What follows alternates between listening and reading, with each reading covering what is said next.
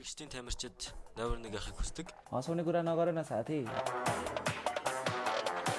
Сайн байна уу? Би Монгол улсаас оролцож байгаа Stalwart спортын тамирчин Action байна. Сайн байна уу? Монгол улсыг төлөөлж байгаа Stalwart e-спортын багийн тоглогч Билүүт байна. Тоглолтын нэр Scry.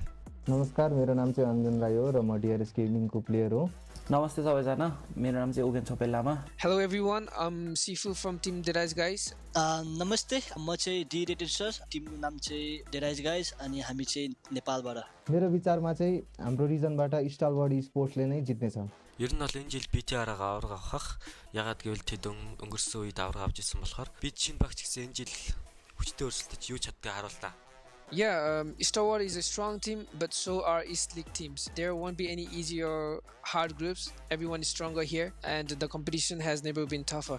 यो टुर्नामेन्टमा चाहिँ जे पनि हुन सक्छ र प्रथम इस्ट लिगको प्रथम हुने टिम यो टुर्नामेन्टमा अन्तिममा जान पनि सक्छ र के थाहा कसैलाई के थाहा हामी डेराइज प्रथम हुन्छौँ कि Тоглогч нарт бол итгэлтэй маш их чухал. Манай бүсийн бүх тамирчид багууд бүгдээрээ сайн, бүх мэрэгчдийн тамирчид номер 1 ахыг хүсдэг. Мароккогийн багууд тоглохоор байсан. Тэгээд тэртээ тоглох болохоор цагийн зөрүүнд өглөө байдаг болохоор тэднэрт хэцүү байгаа хаа. त्यसैले मलाई चाहिँ अरूको लागि एकदमै दुःख लागिरहेछ केही छैन सक्दोसम्म चाँडो सकाइदिउँ अनि अरूलाई चाहिँ होलिडेमा पठाइदिउँ है धेरै राम्रो भइसक्यो गेम अब त यसो बिदातिर पनि जानु पर्ला Та нарын итгэлтэй байдал бид нар жоохон инээдтэй санагдаад байна. हँसाउने कुरा नगरन साथी East бүсэд юусоо сул баг гэж байхгүй. Та нар бүснэгтийг тэргүүлээгүй хэр удаж байгаа вэ? Бид нар та нарын хэлсэн үгийг харамсуулахын тулд бид нар та нараар кино хийх болно. हाम्रो लागि चिन्ताको विषय भनेको नि चाइनिज टिम मात्र हो Бид нэр зөв өмнөд Азийн багуудтай тоглохыг маш их хүсэж байна. सो एसपीएमजीसी मा चाहिँ हामीलाई चाइनिज टिमदेखि चाहिँ उनीहरुसँग भिन्न एकदम इच्छुक छौं हामी सो एसपीएमजीसी मा चाहिँ उनीहरुलाई हामी हराउने एकदम कोसिस गर्ने छौं Тал нутгийн аваргуудын хүчийг удахгүй мэдрүүлнэ та нарт. र म चाहिँ र हाम्रो टिम चाहिँ के भन्न चाहन्छु भन्दाखेरि सबै टिमलाई हामी चाहिँ कोहीसँग डराउँदैनौं र हामी आउँदैछौं सबैजनालाई एलिमिनेट गर्न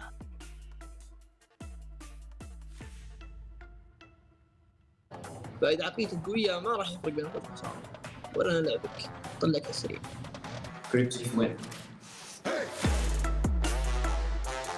السلام عليكم معكم مهدي شاطو من فريق كريبتكس المغربي أحد ممثلي الشرق الأوسط في بطولة PMGC. Hello everyone, I'm Raouf from Nigma Galaxy, originally from Algeria. بإذن الله جايين هالموسم عشان نحقق المركز الأول في الشرق. I really admire the Chinese team Nova Esports.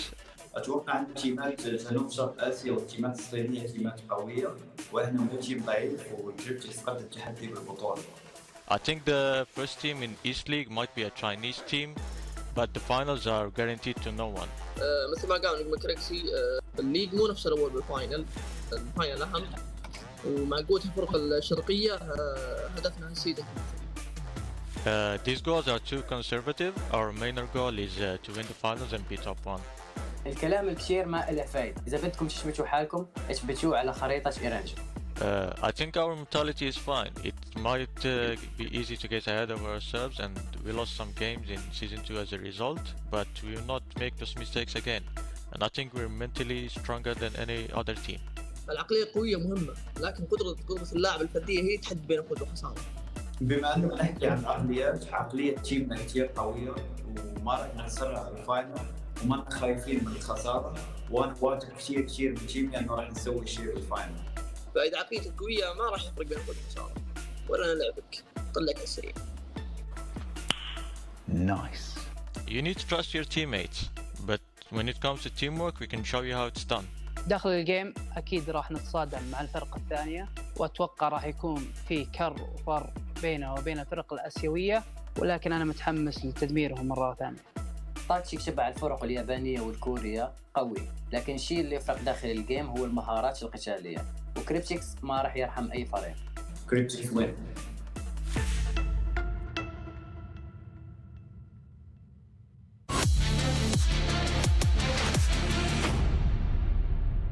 1. RC, they've lost a man, made that 2, now a 2v2, and somehow TGB, they're answering back. And bear in mind, never mind, RC are gonna get wiped out in a blink of an eye. How did that even happen? TJP, that was a 2 versus 4 Imperium, a 2v4, and is still somehow clutch it out. I mean, Jason was talking about it when we were watching this game about how this is somewhat similar to what they were doing in PMGC for last season, and yeah, I would have to agree. It's just they feel so confident in this type of lobby that they're making it through. I think that I'm going to quote Suk, and I'm pretty sure he did say this at one point in the past tournament, where he said qualifying in the Chinese region to PMGC is complicated. PMGC itself is easy, and when you see Nova go for plays like this, like it really shows that is their mentality coming into this tournament. They're feeling super confident coming into this.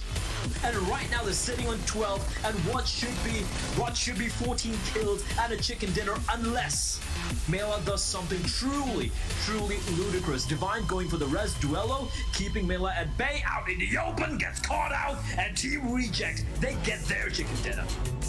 Oh my god, Reject! Another team that's going to stand out, and I'll leave it open to you two to actually talk about whichever wants to take it. Reject, Japan. We talked about Blue Bees, we talked about how they did last year, and we knew this year they had much better infrastructure going into PUBG Mobile. So happy, at least for me, to see them end up in 4th place. Still haven't seen him liquid. Oh, just spot him in Divine. He's gonna pounce. That's the first knock. Looking for the second one as well. And Divine's doing everything by his lonesome. Spot the third player too. Need to be careful because the player right underneath him, and he will be brought down. But backup has arrived as Reject looking to make quick work of BTR, and quick work indeed it will be. That is gonna be the squad wipe, beg your pardon. And goodbye, good night, BTR. They'll have easily punched their ticket into the Super Weekend. Tony K, that was an unfortunate run.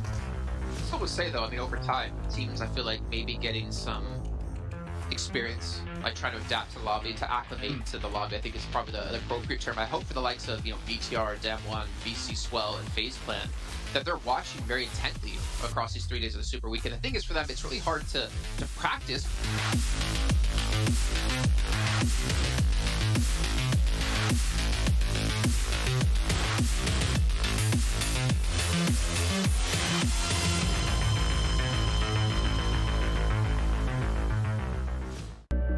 I saw the first light, the first steps. Now I see much more. I capture Earth in all its beauty. I see action. I see drama. And I see it in the finest detail. Moments of inspiration. And the first steps. I am the 1+9. PUBG Mobile fans around the world, welcome to the 2021 PUBG Mobile Global Championship. To the top teams across all regions, we have a message for you. The Middle East, you have proven your worth. Now, make your formidable debut on the PMGC stage. South Korea, forget the past. This year, show the world you've ascended. Remind the world of South Korea's raw talent. Japan, you came so close last year. But what doesn't kill you only makes you stronger. Bring it back better than ever. The Americans, you're the alpha dogs that dominated the West. Now, lead the pack on the world stage. Southeast Asia, you took down so many strong teams on your journey to the top. It's time for a comeback on the global stage. Europe, it's now or never. Push your limits and surprise us all. This is the moment to create your legacy. South Asia, you were the dark horse of 2020. Amaze those who would underestimate you again. China, you carry the crown of last year's PMGC. Now, with everyone's eyes on you once more, can you secure back-to-back victories?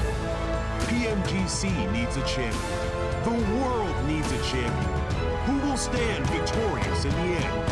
Who will be next to glory? Hello, PUBG Mobile fans. It's almost time to bring together the world's top teams for the PUBG Mobile Global Championship 2021. This year's PMGC has a total prize pool of $6 million for teams and players, and tons of great rewards for our fans as well. PMGC will consist of 2 stages, League and Grand Finals. The League phase will last from November 30th to December 24th. During the League phase, teams from the Americas and Europe will compete in the West League, while teams from Asia and the Middle East will compete in the East League.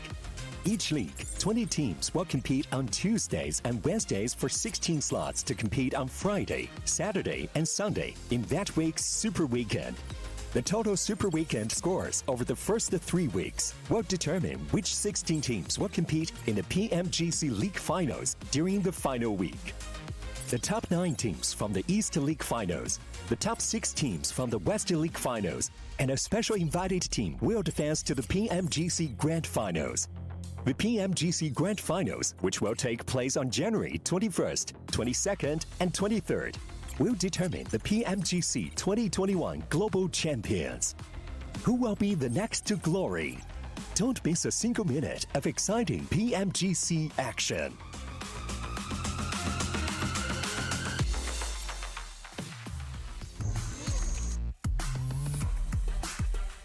The key to a well-balanced breakfast is having a hearty bowl of some PUBG Mobile action, and we have the PUBG Mobile Global Championship 2021 East League kicking off here into our second day of our second Super Weekend.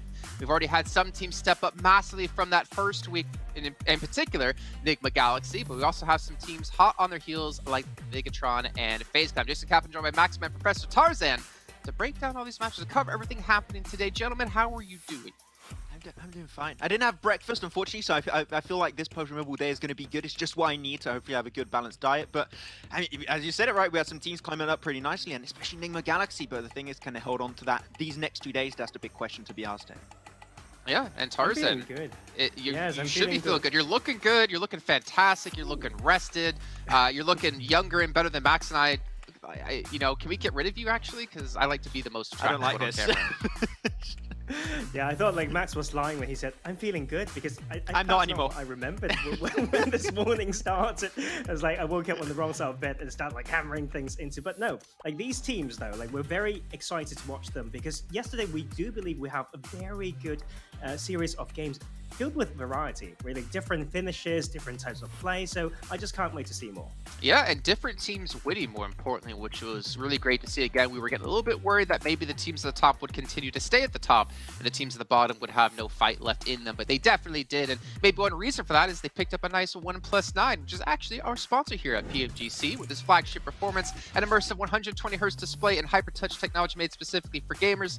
The 1+9 and 9 Pro are your best shot to climb the leaderboards. And climb the leaderboards is exactly what we saw out of some teams. Again, we have the likes of Damwon, FaZe Clan, Bigatron, their very first Super Weekend, trying to climb those leaderboards in particular to catch up to the teams who did not qualify in the Super Weekend. But if you guys have missed out on these last, well, pretty much 2 weeks of action, let's refresh your memory about the whole format of the tournament. We have 2 days of league play on Tuesdays and Wednesdays, while each team will be playing out 8 matches over the course of those 2 days, and only 16 of the 20 teams will advance into our Super Weekends. Now, the Super Weekends are important because any points you get there will stick around into the following next Super Weekend. They continue to get tallied until we have all 3 Super Weekends done. And at the end of those three Super Weekends, our top 16 teams will go into the league finals, where only the top 9 will join the likes of the top 6 from West League, and of course 1 invited team from India in our grand finals, all playing for $6 million. That could buy you a whole lot of breakfast, Max.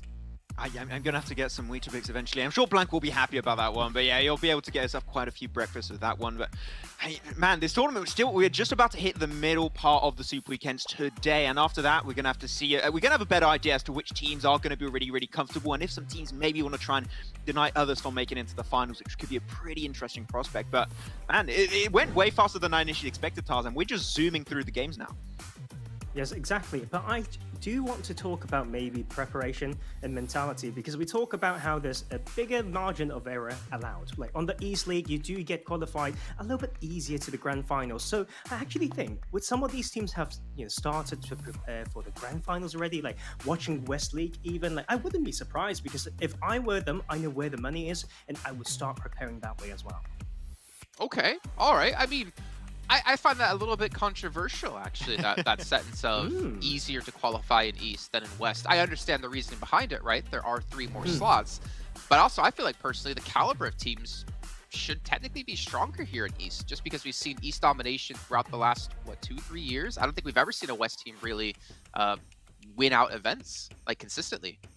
Yeah, I would have to agree. I think the East is just the most competitive region as of right now. We'll see if West can try and contest potentially into the grand finals. That's where the question is going to be answered, of course. But looking at the overall rankings in the Super Weekend so far, 209 points for Infinity.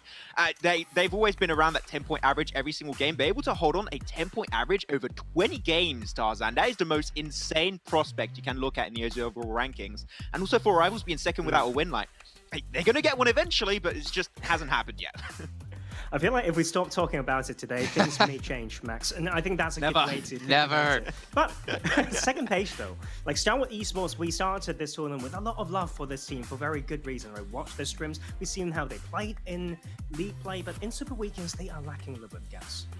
Yeah, they've been lacking a little bit of gas, but so has Tong Xiaobao at 19 points so far in this second Super Weekend, and they're in 16th place. Bigatron are just a measly 40 points behind. So realistically, if we see Bigatron just replicate the performance of yesterday and maybe improve on it a little bit, they could surpass Tong Xiaobao and take that 16th place, and at the moment then be secure for the finals. But we can see here some standout players from yesterday. We got Zuxi, who honestly, he was MVP in 2 different matches, and also you, Highboy, the newest addition to Bigatron. Actually, when you're looking at the stats from this second Super Weekend alone, you can actually see that Yuhai and Zuxi are both top 5 in terms of eliminations that they were able to rack up throughout that first day of second Super Weekend. So hey, they're back in form. It's still not the BTI I think that we are expecting. I don't know if you, Jason and Tarzan, would agree. I still think the BTI has a lot more to show in this PMGC. They came in as one of the potential favorites, and I expected them to be a lot higher, but they are slowly and surely improving over time. Their macro is a lot better than what we saw in week 1, so if they keep improving at that pace in the finals, they should be raring to go. They should be ready to go, and obviously it's great to see Bigatron step up, especially you, Highboy, to be a little bit unleashed. But taking a look at 2 teams in particular, Enigma Galaxy had a very rough first Super Weekend, but here it's kind of surprised to see that actually their total limbs and total damage be so low, considering they got a lot of points in yesterday's games.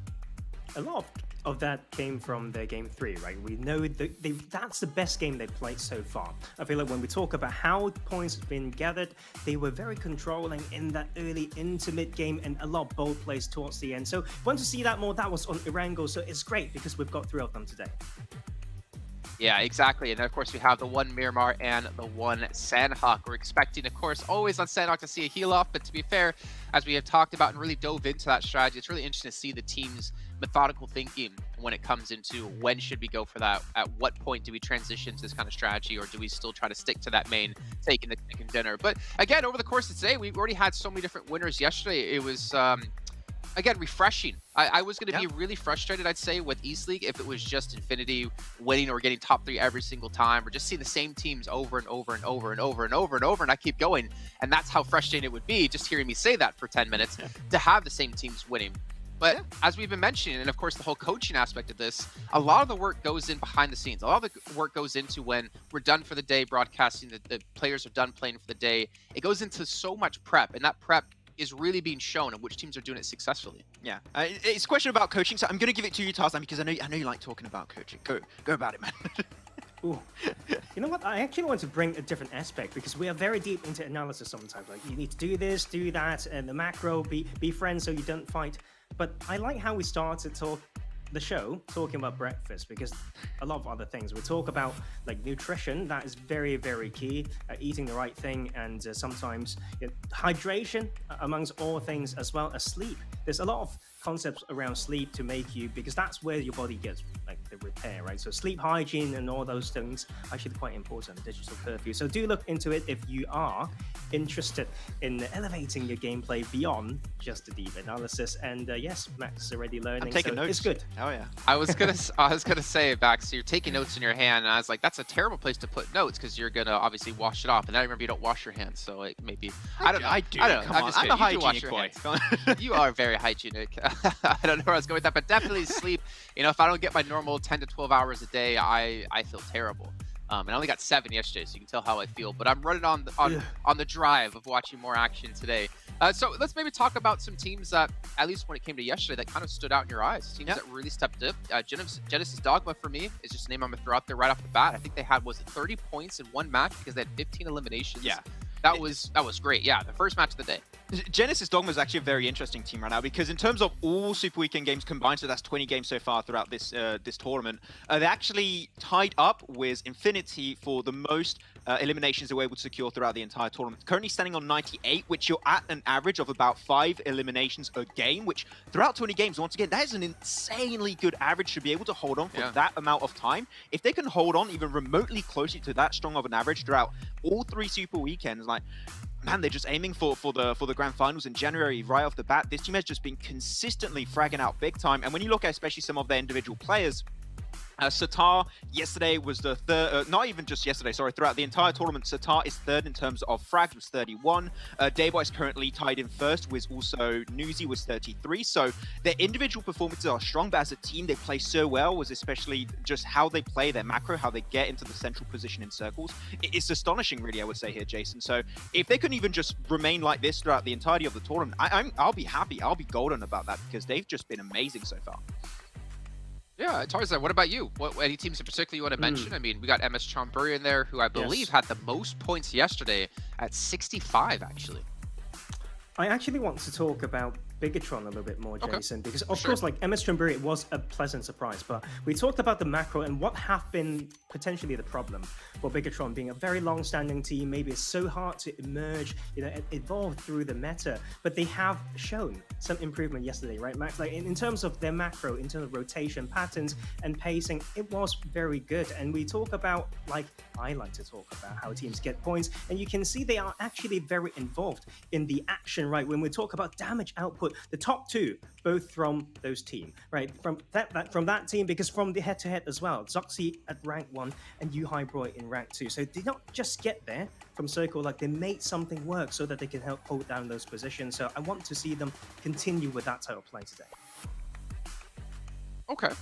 All right. I mean, I think it is fair to mention Bigatron quite a bit. We, I think, talked about actually the first match where we're watching how Bigatron just did a really nice spread around farm. They didn't have to worry about any other teams around them. They were really able to realize the position they were in and capitalize off of that. But before we do finally hop into this first match, I guess we're giving predictions over the course of the entire day of who will be #1 at the end of the day. I think just from the Super Weekend.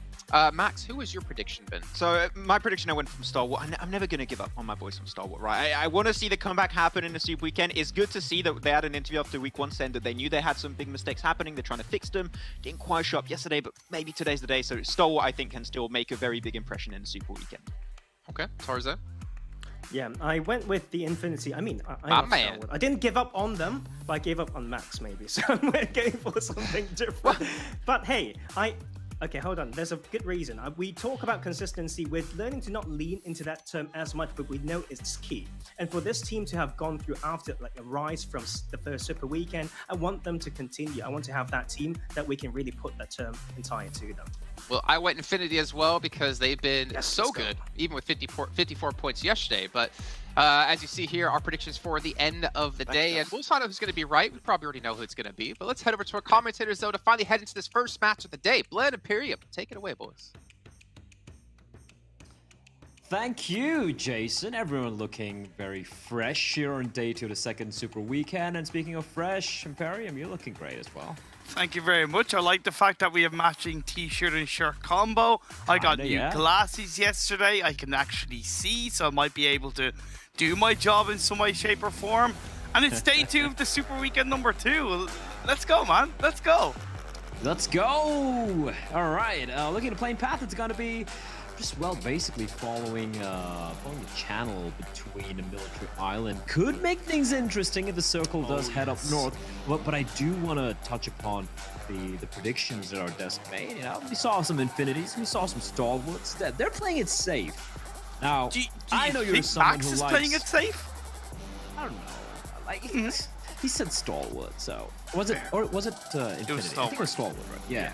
I think Stalwart would definitely have a good chance here. But you're someone who likes, likes to be a little bit more edgy, a little bit more wild. Who are you going with?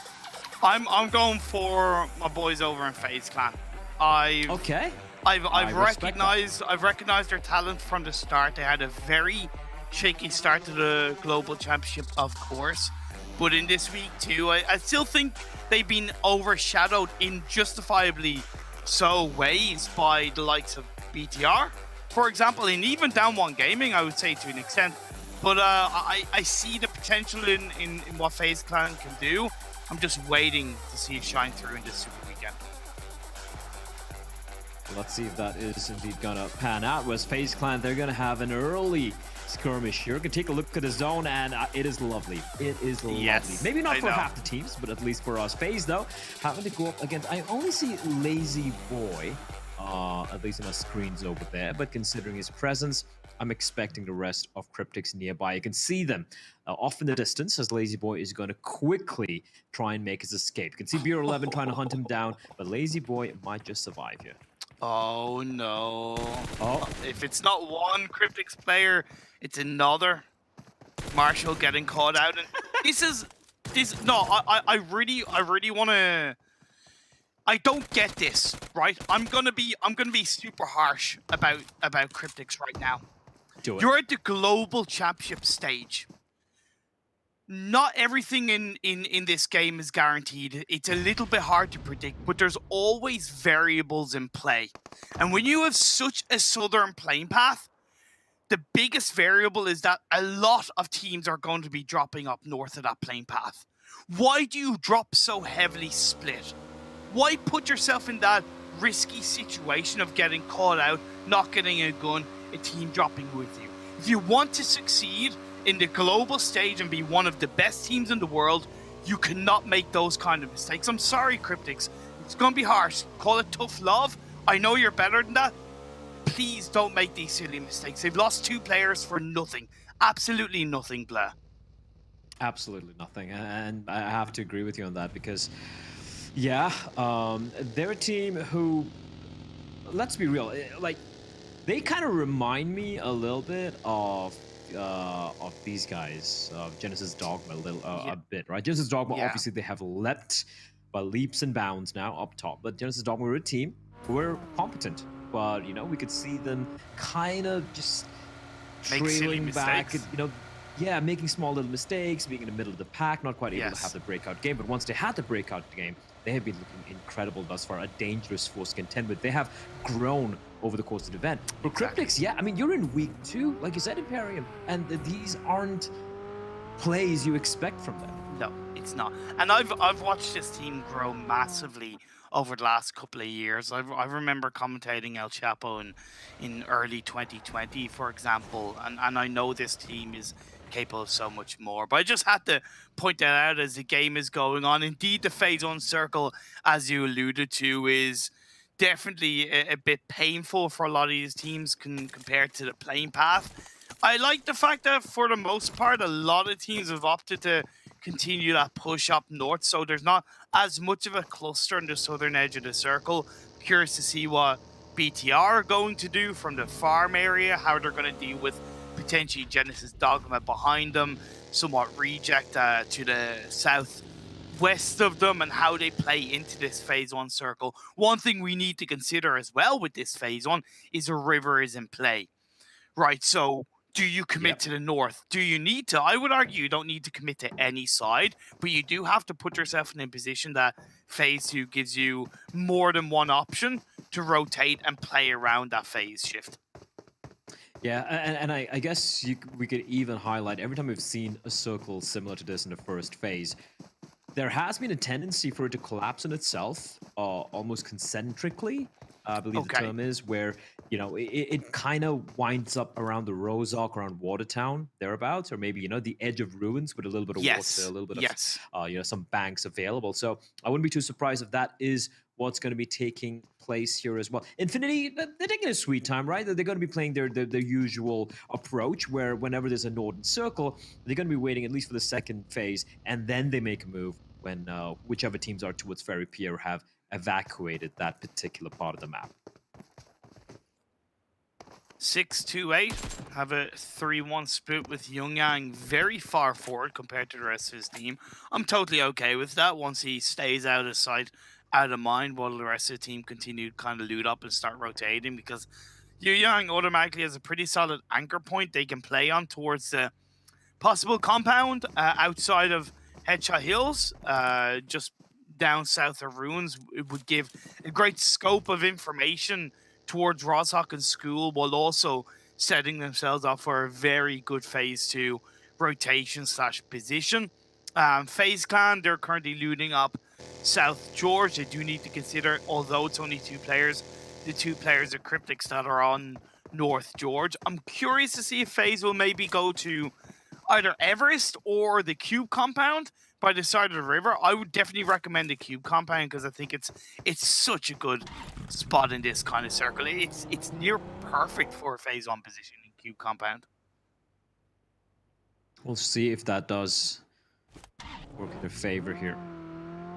Right now, though, I'm keeping an eye on the map. I can see one team, you know, they were a bit of a meme yesterday, but they were able to fight back at the very end. Tang Jiabao, right? You can take a look at their placings. No longer are they 16th. They are, in fact, 13th. The caveat being, obviously, the BTR FaZe and Damwon Gaming are playing the first Super Weekend. So, you know, Tang Jiabao still not in a very comfortable spot. They have all 4 alive, right? They're towards Milta Power, towards Milta, and even a couple of players looting up towards Lipovka. They're going to be making their way in from the eastern side. It's a very congested eastern side. Yeah, you have DRS towards Yasnaya. You have MS Chonburi, who, again, I always look forward to MS Chonburi and DRS going up against each other, but they've both kind of seem to have called this this quiet truce, this unsaid truce thus far, not really going up against each other. They're like, this town's big for both of us. But for DRS, the South Asian boys, a team that, I won't lie, I'm a little biased towards them. I like these guys. I feel that. They... Look, 7th position ain't bad, but this is a team looking to be a top 3. This is the team looking to go up against the best of the best. Yeah. And yesterday was a bit quiet. It was a very quiet day for DRS. Look, not every team is going to perform amazingly every day or every game, but it was one of the poorer days for DRS, only scoring 19 points in the 5 games, dropping from 3rd to 7th, so that's 4 positions dropped. And yes, okay, the top 16 make it into the finals, but I think there's something to be said for dropping that amount of positions in one day. The thing about DRS is they've looked a lot more solid. They've looked a lot more consistent, but they necessarily haven't looked as flashy as they have in previous tournaments. So that's why I think yesterday's games went a little bit unnoticed in my eyes until I looked after the broadcast and so, whoa, they only scored 19 points because they haven't looked as flashy. So I'd like to see them obviously turn things around in a little bit more of a I don't want to say flashy way, but a bit of a stronger, more aggressive way in today's games. See if things are going to change. Though it's been a quiet start here on the first game of the second day of the Super Weekend, second Super Weekend. So many numbers. I'm not a John, so I do struggle with them at times.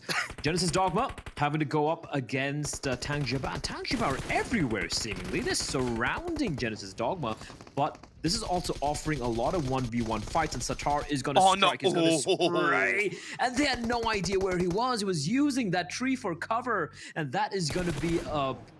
well, a knock going either way. Nice, about to be hunted down, but Daybot arrives. The cavalry comes charging in, and Longs is going to be frustrated, not able to confirm the kill, but Satar will find his. This is realistically still in the advantage of Tang Jiabao. They have the player pull the extra man on board to make a difference. It's a nade being thrown out by Manhunt to put pressure onto Sar, holding on to the side of the wall. Nickel crawling his way as a nade goes out to connect onto Long. That's nicely done. Puts him down to half health. Good pressure, Genesis Dogma. Tang Jiabao, why aren't you pushing on this more aggressively?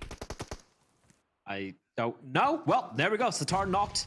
The res has taken place though, but Daybot has a lot of work to do. He's first got to try and cover his team. Okay, that car got yeeted the hell out of there, and Daybot now trying to prevent his teammate from getting taken down. They bought a nice up against the There you entirety go. of Tang Jiabao, but Manhand charges in. Nice might be caught out. It is with a nade in his hands, and Tang Jiabao making quick work of Genesis Dogma. And usually, Imperium, whenever we see Genesis Dogma go up in their first fights, I'm just going to pull a number out of my ass, but it seems like 80% of the times they seem to always win that initial skirmish, always win that first team fight. And this might be one of the few times I've seen them fall. And especially against Tang Jiabao, credit to them, credit to the Chinese team. They seem to have come to play here today.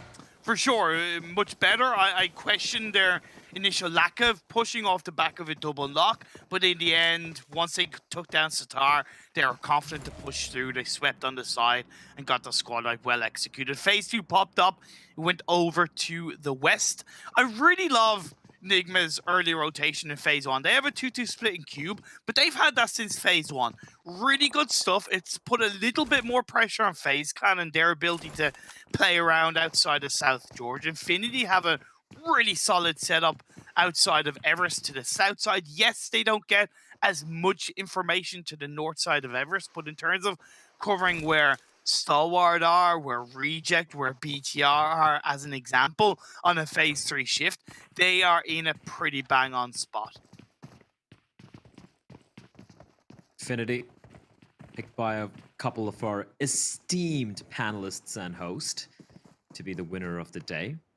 Thus far, I haven't really rattled off a single bullet. Very reminiscent in a fashion of yesterday's game, Imperium, where they had 0 kills and 0 knocks and 0 bullets fired till the till the 5th phase or the 6th phase of the circle, and they ended with like some 9 or 10 kills, something ludicrous. The circle is going to further shrink, and it looks like we were right.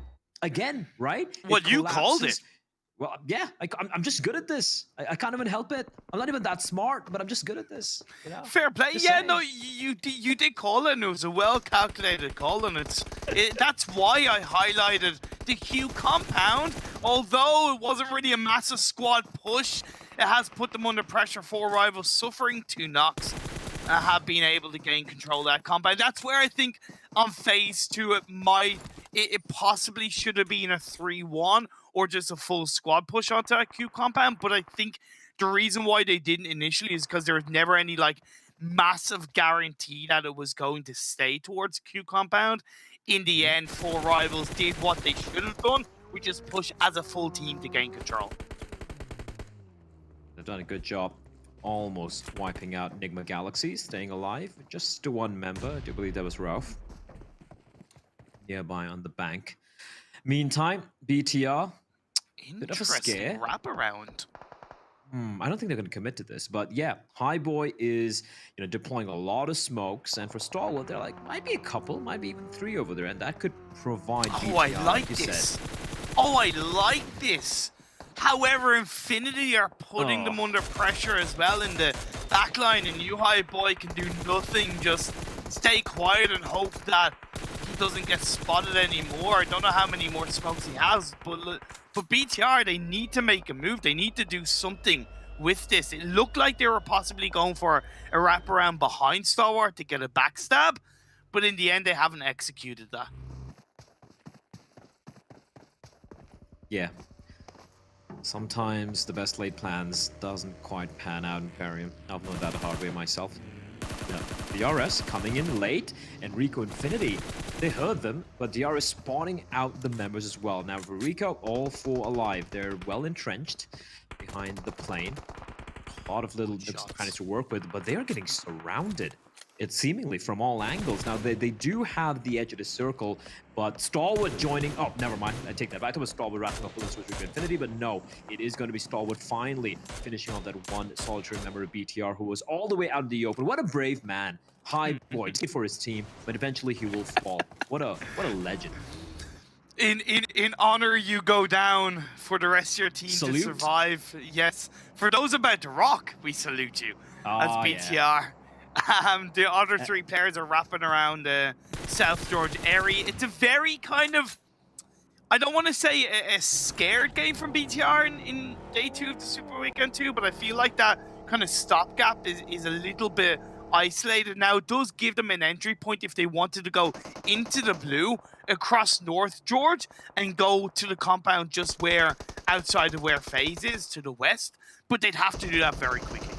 FaZe needs to win this particular battle, and DRS never too easy. They can win this one. Gyalton getting knocked down as well. FaZe are doing great work here despite losing. Sorry, I haven't lost a player yet. Take that back. But the fact that they're able to neutralize DRS, this is massive. DRS are coming in very late from up north, and the fact that FaZe are able to contend with them and take them down, while bear in mind, Team Secret nearby in the vicinity as well. Great work coming in from them. And now Damwon Gaming, the South Koreans, they stole a chicken dinner yesterday. Today, they'll be looking to do it in a little bit more of a legal fashion. Let's find out as they go up against Reject, the Japanese side. Joso using the low ground dip, Divine pushing in to support Sarah, and then Duello should be flanking around on the other side. An initial knock on the Favian will work in their favor, but Forest responds extremely well with a knock in return.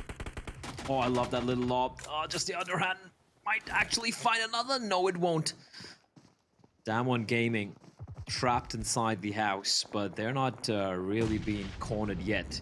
Favian, he's kind of isolated, but Uni, he's nearby. And if Reiji tries to push on in and try and confirm the kill, he will be punished as Sung finds Divine. And the Hunters are getting hunted down. Duello, last man standing, he's managed to heal himself in the nick of time, but he will be found. Damwon Gaming, they weren't trapped. That was a trap for Reject, and they will be knocked out of the server. They were trapped under ice and nearly frozen by Reject, but it was a fantastic response for two elements. One, when the knock went on to Favian, they didn't worry about it, right? They were like, look, it doesn't matter, he's not confirmed, he's just knocked. Let's still focus on dealing with Reject. And then Uni going back behind, covering the wall, stopping Joso. That was so integral. I get what Reject were trying to pull off, but they needed to be a little bit more aggressive. They couldn't and shouldn't have let that turn around. It was great response by Damwon, but it realistically shouldn't have gone in their favor, I feel. Well, sometimes the odds might be against you, but you stand tall. You look death square in the face and say no. BTR. Now, Hi Boy, he sacrificed his life for this BTR. They pulled off the exact rotation I suggested as well. Yeah, and they're in a good spot. It's not bad. FaZe playing the 2-2 split, and BTR, if not careful, can a member gets knocked. I wouldn't be too surprised if FaZe just pounced down on them. Oh, Infinity Doll, they're getting murdered, massacred by Damwon Gaming, who have suffered a casualty in the form of Sung getting knocked down, but not a confirmed kill. But Uni will now be found out, and this is the problem for Damwon Gaming. Now they're not going to they're not allowed the luxury of taking a fight against just the one team. Oh they my have to go lord! against multiple teams, and in the blink of an eye, it's all down to Favian, and he's out in the open. And Damwon Gaming, what happened there? They just capitulated. They bit off more than they could chew. They thought they were going to be good with that engagement, but in the end, they didn't really gain control of it enough. And maybe they weren't as trigger disciplined as they were in yesterday's Sanhok game, and they bit too early as MS Chonburi feeling the wrath of a mini red zone from Rico. It's artillery bombardment incessant. And MS Chonburi, NC2, someone managed to dodge most of it, but now he will feel the brunt. He's able to get a knock. Don't get the revive. Don't go for the revive. Continue to push, Rico. You got this. NC2 able to patch himself up as well. SK Ton coming in from the sidelines. He spots NC2, but unaware of Ponzai right behind. And now MS Chonburi might have just turned this one around. Rico Infinity, 2 knocked down, the 2v2. There's no way SK-Tun's going to be res anytime soon, so we leave that particular skirmish. Oh no, we're back to it as Ponzai will finish off Anas. Restigo will be knocked by the nade, and somehow they're turning things around as 4 rivals now all happy. Oh, the F24, he spots them all. They're like sitting ducks, is target practice for him, but he is cognizant of the fact that he can't get over eager. He gets a first knock and immediately repositions himself as Rico Infinity. I think Fidan's the only one to survive that particular skirmish because he's lost the rest of his teammates to MS Chonburi. Oh, I've got so much to talk about with that fight, but this game goes on. We're in the 20.5-minute mark of this game. Phase 5 Blue Zone is closing in.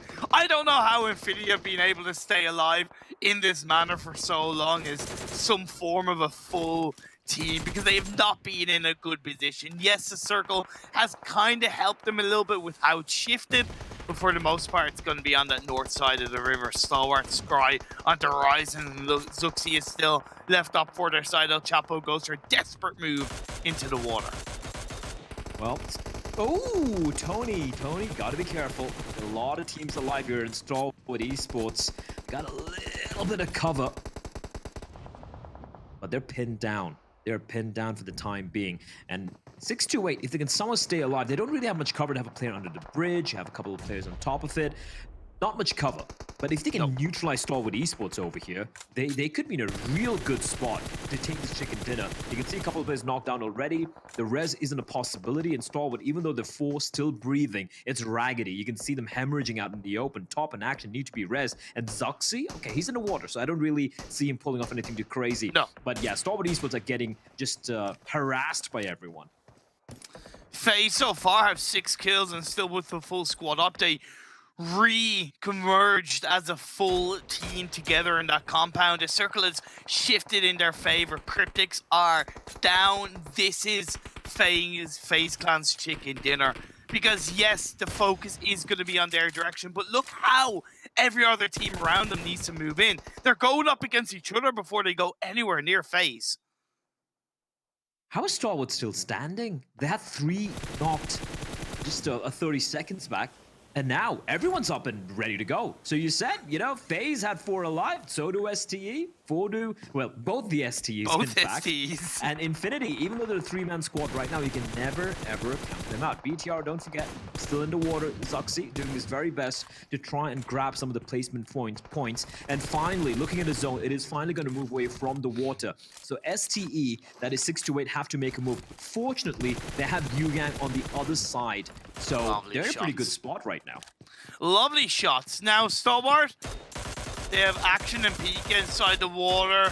Free knock on the Scry. Nothing he can really do about that. Lovely mini 14 shots from Tony K. But I really love the control the 628 are pulling out on this river side. It's so underestimated, so understated on how they're constantly moving, pushing, shooting. They, you know, it's like they have ants in their pants, but in like the perfect way.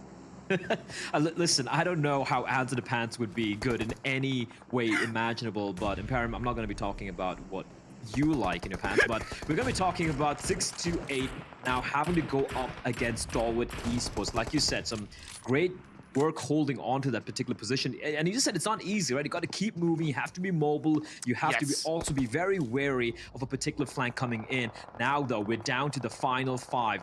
FaZe, the only team with all 4 alive, and MS Chonburi moving on in. They need to make a move. They've found the zone, but they're out in the open, and that car is the only cover they have. I thought that was a risky but bold play from MS Chonburi. It makes sense. There's already a vehicle there. Sudan pushes in. Unfortunately, 628, they may have moved, but they're now down in the ground with the answers. Infinity finish them off. Well, and Stalwart Esports, the other STE, have taken over their real estate. Now they know exactly where Infinity are. Nade being cooked by top. That's not going to find anyone. Mela and Logan have moved on in as the zone shrinks in further. Pika is the only player atop, and he can spot Mela and Logan. There are a couple of smokes deployed, obscuring his vision. But for FaZe, they are feeling fantastic. They're feeling confident. And MS Chonburi are going to finish off Infinity, and that means Stalwart, they can breathe a little bit of a sigh of relief. They know they don't have any neighbors nearby. And down to the final 3. FaZe, Stalwart Esports, and MS Chonburi. MS Chonburi, they have 1 vehicle that's usable, I believe. Kills. I think they can do something with this, but they need to wait until the perfect moment. Easier said than done in this late stage of the game, but if they can wait for Stalwart and FaZe to somewhat engage on each other, they get in that vehicle and they wrap around the underside, it could work out. The one thing that's going to stop them is Beer 11, who's flanked on the outside. Venturas with his nade. The Grenadier for his team. The second one, no.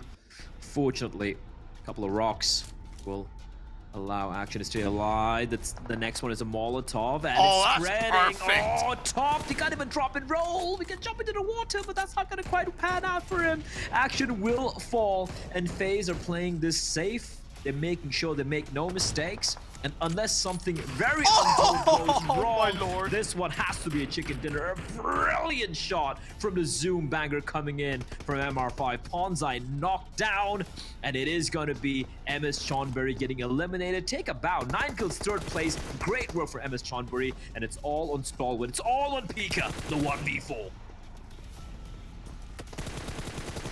Looking unlikely, they're pushing in, and they make a quick work of it.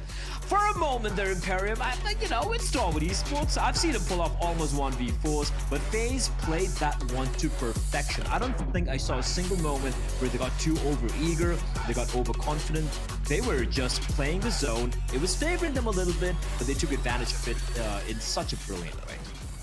Why do you think I picked FaZe for this Super Weekend? I'm just saying, you're better than the desk. They're going for like Stalwart, Look, Infinity. For sure. And the circle massively helped. Yeah. Definitely.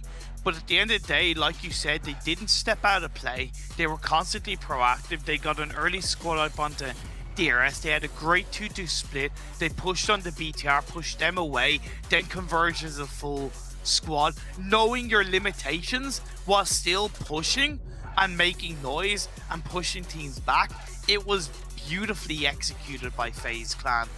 Well done to MS Chonburi. They deserve big accolades for a big game. Infinity consistently showing up there, and honestly, Stalwart kind of impressed me heavily with how they constantly just survived. They just did not want to die. It was just like that survivability where it's like, no, we're not going down. We're not going down, and they got themselves 2nd place. It deserved result.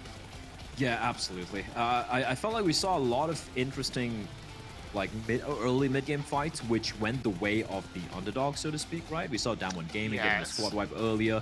We saw Genesis Dogma fall. So interesting signs. Again, we're not even halfway through. We're not even halfway through, all the Super Weekends, right? So we can definitely see a lot of these teams really step up and turn things around and start to kind of make the teams at the top feel very uncomfortable. Exactly. It's so interesting how this Super Weekend is being developed. One quick thing, 6-8.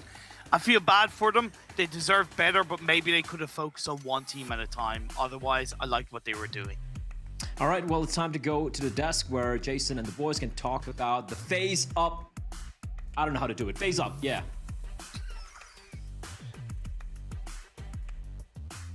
I don't know. It's getting really worried that we would get a hand signal out of him that would probably get him fired off of the show, but I'm glad we moved away from that one, and I'm glad FaZe Clan were able to step up here and get a very big victory under their belts. This team who had, I think, 6 eliminations fairly early on. You were talking about, or watching Max, how they took down DRS, but they finished with 12 overall, 27 massive points for this team. And yesterday, they ended up having 38, so almost meeting exactly what they did yesterday, just in one match alone. Yeah, I mean, they're trying to play catch up to the teams towards the bottom, and these are the type of performances, of results we needed to see from a FaZe, from a BTR. And FaZe have definitely been shown up big time into this one, getting also 12 eliminations along the board. And we were talking with Tarzan about how they were playing that late game. Their macro was so on point. They had a 2-2 split early on to maximize information input. Was literally the best position in the center, was held down by 2 players to get all that intel about how teams are going to push in. At the moment they see the circle going a little bit over to the west, they don't hold on to that position because it's going to be too heavily contested. They roam to the compound, and then it's just GG from there on out, Tarzan. Yeah, I think we saw quite a few splits that could be used as case studies that game. But we've seen good splits, but also a little bit of questionable ones from maybe Enigma Galaxy. We talk about how hard it is to play Cube, and they for sure didn't play that well from the huge 2-2 split. But it's the rise of FaZe and Tony K, the young prodigy. Yeah, 972 damage, 5 eliminations. It's not the first time we've been able to see Tony K make it here to the MVP. And again, the thing is, to be the MVP on FaZe is very difficult to do when you have players like Beer 11 being fielded in the team. I mean, he's obviously a stand-up player in RRQ Athena when we saw them last year, but it's great to see the team of generally new players at this kind of level of play are able to step up for themselves. But we can see now a little recap of how our Super Weekends have gone so far here in Week 2, and MS Chambari still leading the pack at 84 points. We're going by faster, Jason, but on to the Fine, I'm second going to open page. up my super secret document. We got Enigma Galaxy at 68, we got Infinity at 67, FaZe Clan at 65 points so far in the Super Weekend. Remember, FaZe Clan are chasing the likes of Enigma Galaxy and, of course, Nova and all the other teams like Cryptix, who actually Cryptix is still playing, other teams who didn't qualify from this last week. Yeah, a 3-point difference happening right now between FaZe and Enigma Galaxy, so that gap is definitely closing up big time. You got to keep in mind, there's also with a 15-game difference between these two teams, so man, they are actually getting really close right now. It's really good to see, but we've seen some teams a little bit towards the bottom. I'm happy that we actually were able to see Dongjia get a few extra eliminations here and there. They're a very good defensive team. We touched upon this quite a good amount of times, but I still want to see this team be a little bit more proactive, aiming for those potential chicken dinners, but unfortunately, they just let things happen, which is not what I'm expecting from a team that's especially coming from China, right? I want to see them going out, trying to frag out as much as possible, which so far they're not quite ready to do. Well, they still have time. They still have more matches. And you guys at home, speaking of time, have the chance to vote for your favorite players and your favorite teams within the Esports Center. It lasts until December 27th. And if you participate, you can get various pink level permanent items unlocked for you and your account, even though you are one in the same. Maybe you want to vote for the likes of Tony K, as we just saw there. And obviously, as we mentioned some other teams, I want to point out, just for you guys at home, Enigma Galaxy were 16th place at 47 points going into the Super Weekend. But they're now, I mean, excluding this last match, are at 13th place with 114. Like, they've already over doubled down what they had before, which is phenomenal for this team, which really had questions. Yeah. But the problem for me is Xavier, they're starting to slip down here. 14th place, 106 points. Teams are catching up to them like FaZe Clan. Who knows what's going to happen? But one thing that I can almost be sure of, at the rate we're seeing these teams playing, Xavier is going to be falling out of top 16 by the end of the Super Weekend. But you're going to have to wait to find out what's going to happen, because we're heading to a break. But when we come back, we got Miramar coming up quick and fast.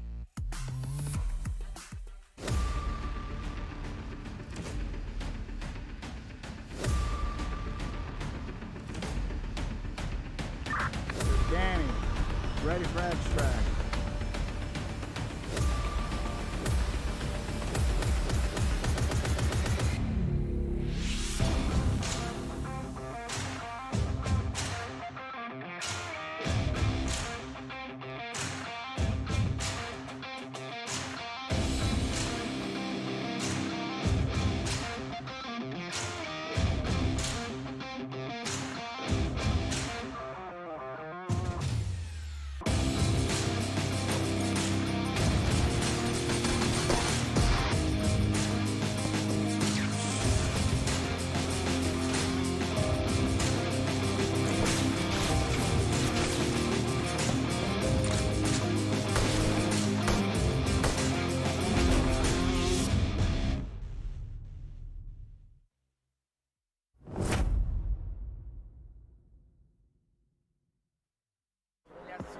But this will make it big for Sanhok if they can get the chicken dinner. Now we're seeing a lot more information here. Yes, speeding up. What? What? He got it back in! He got it back in! Sanhok with chicken dinner! I saw the first light, the first steps. Now I see much more. I capture Earth in all its beauty. I see action. I see drama. And I see it in the finest detail. Moments of inspiration. And the first steps. I am the 1+9. Welcome back, everyone. Things are about to heat up as we're going to be heading on to Miramar shortly for the only time we're going to see it today. And then, of course, we have one more time tomorrow before we get back into League play, where it will be Miramar and Erangel once again. But we still have 2 Erangels to go. We still have a Sanhok to go as well. And, you know, Max Ben, you were talking about, you know, some rotations during the break here. I think it was MS Chamburi you were bringing up, if I'm not mistaken. Yeah. Did you want to dive into that again really quickly? Sure, I'll dive into anything, Jason, here. We got a lot of things to talk about in that game. You know what, but, okay, maybe I said that a little bit weirdly, but point still stands. There was a lot of things going down in that game. Me and Tarzan were having a lot of back and forth conversations about, and one of those fights actually happening was between Rick Infinity and MSC. So MS Chonburi were coming out a little bit late, while Rick Infinity had a really, really strong position to play from. And Rico Infinity got a little bit, I would say, comfortable here, Tarzan, where they thought the north was cleared. They started moving, put all of their focus towards a central position where FaZe was standing. But by doing so, you give too much free real estate to MS Chonburi, and then the fight just doesn't go their way when they had a 4-2 man advantage in that fight. Rico Infinity's kind of fell off this Super Weekend, which is a little bit upsetting. Yeah, I think one thing with their rotation so far is the lack of awareness to the potential neutral fight. They love point-to-point rotations. They would say they would kind of confuse themselves between a decisive rotation then to unprepared one. Should I say that? So they just go like, okay, let's go there as soon as we can, and they would just say go, go, go. Fight happen. They're not prepared. They lose. They all die. Like, that's not the first time that we've seen it. So many times it's getting almost frustrating. Okay. I was expecting Max to continue along with that one, but you know, he says he dives into anything, but only puts his toes in, and then immediately like, oh, too cold for me. I'm Too gonna cold get for out. me, man. I mean, I take cold showers. I don't know. It's fine. You're But you got a lot. You want me to go on to another topic, Jason? I'll do it. I'll do it. Don't Yeah, try feel me. free. Okay, we're gonna go about it. BTR You're the host got now, interesting go. rotate. BTR, despite not being able to make it really, really far into that late game segment here, the cool thing about what Bigatron actually pulled off in this game is that they knew every single point of interest that game was taken. So you had the high ground position where FaZe had a 2-2 split for a long time. The compound then FaZe rotated into a lot of teams just going over the bridge. So you had 628, you had Stalwart pushing into that position. So every strong spot is taken, and they know that their entry point is going to be heavily contested. So what do? Go a little bit further outside of the circle, outside into the blue, wrap around, enter through the riverside, and just try and go for a sneaky backstab position onto FaZe. Sure, they were not able to win the fight, but by doing so, they allow themselves to out-level of the teams, get extra placement points off the back of that, which is good. So this is something I think the BTR struggled a lot with, especially in the first league play. They were always trying things out, even if they knew there was almost no chance it was going to work out. Here, they knew, okay, we're not going to go for a win. Let's just try and get as many points as we can. They were able to push a few extra points. So I think that's a good, still big change of mentality from BTR that I heavily enjoyed here. You know what? I like how you talked about how they rotate and know what's open or not. Then we need to talk about DRS because they kind of fed the first 4 kills to FaZe Clan. They were trying to... We talk about the need of knowing it's time to fight for an opening. There's no way for you to thread the needle. And DRS went for the typical wide rotation in the anti-clockwise way to enter me from the north or northwestern side. It wouldn't work. There's no ground for them to do that. Like, so teams can try to have that play, gentlemen, but sometimes you just need to read the landscape and think, if this is taken, this is taken, this is taken, then we have to take them away from them and not just try to go in the middle. I think everyone get the point there, but yeah, we need to see more of that. I feel like the wide rotation like that, especially with some of like the distances we've seen some teams cover, is really like a last resort, because you're like, well, you know, we obviously have been able to scout information out early enough to see that we can't go the way we want to go into the zone. But I feel like that heavily relies then on your scouter, right? The way you send someone forward to gather the information so you can make those split-second decisions and obviously change things depending on the information you receive from your feeler, your antenna player. I mean, you said it right.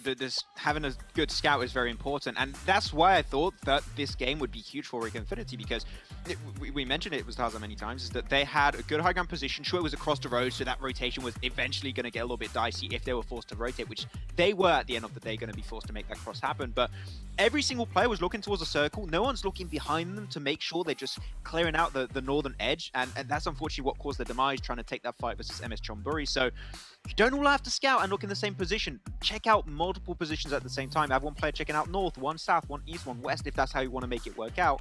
Just to make sure you don't allow a team to just sneak upon you and get a few extra frags here and there. So yeah, it's important, and I think that especially with Infinity can try and learn and improve on that in the next games to come.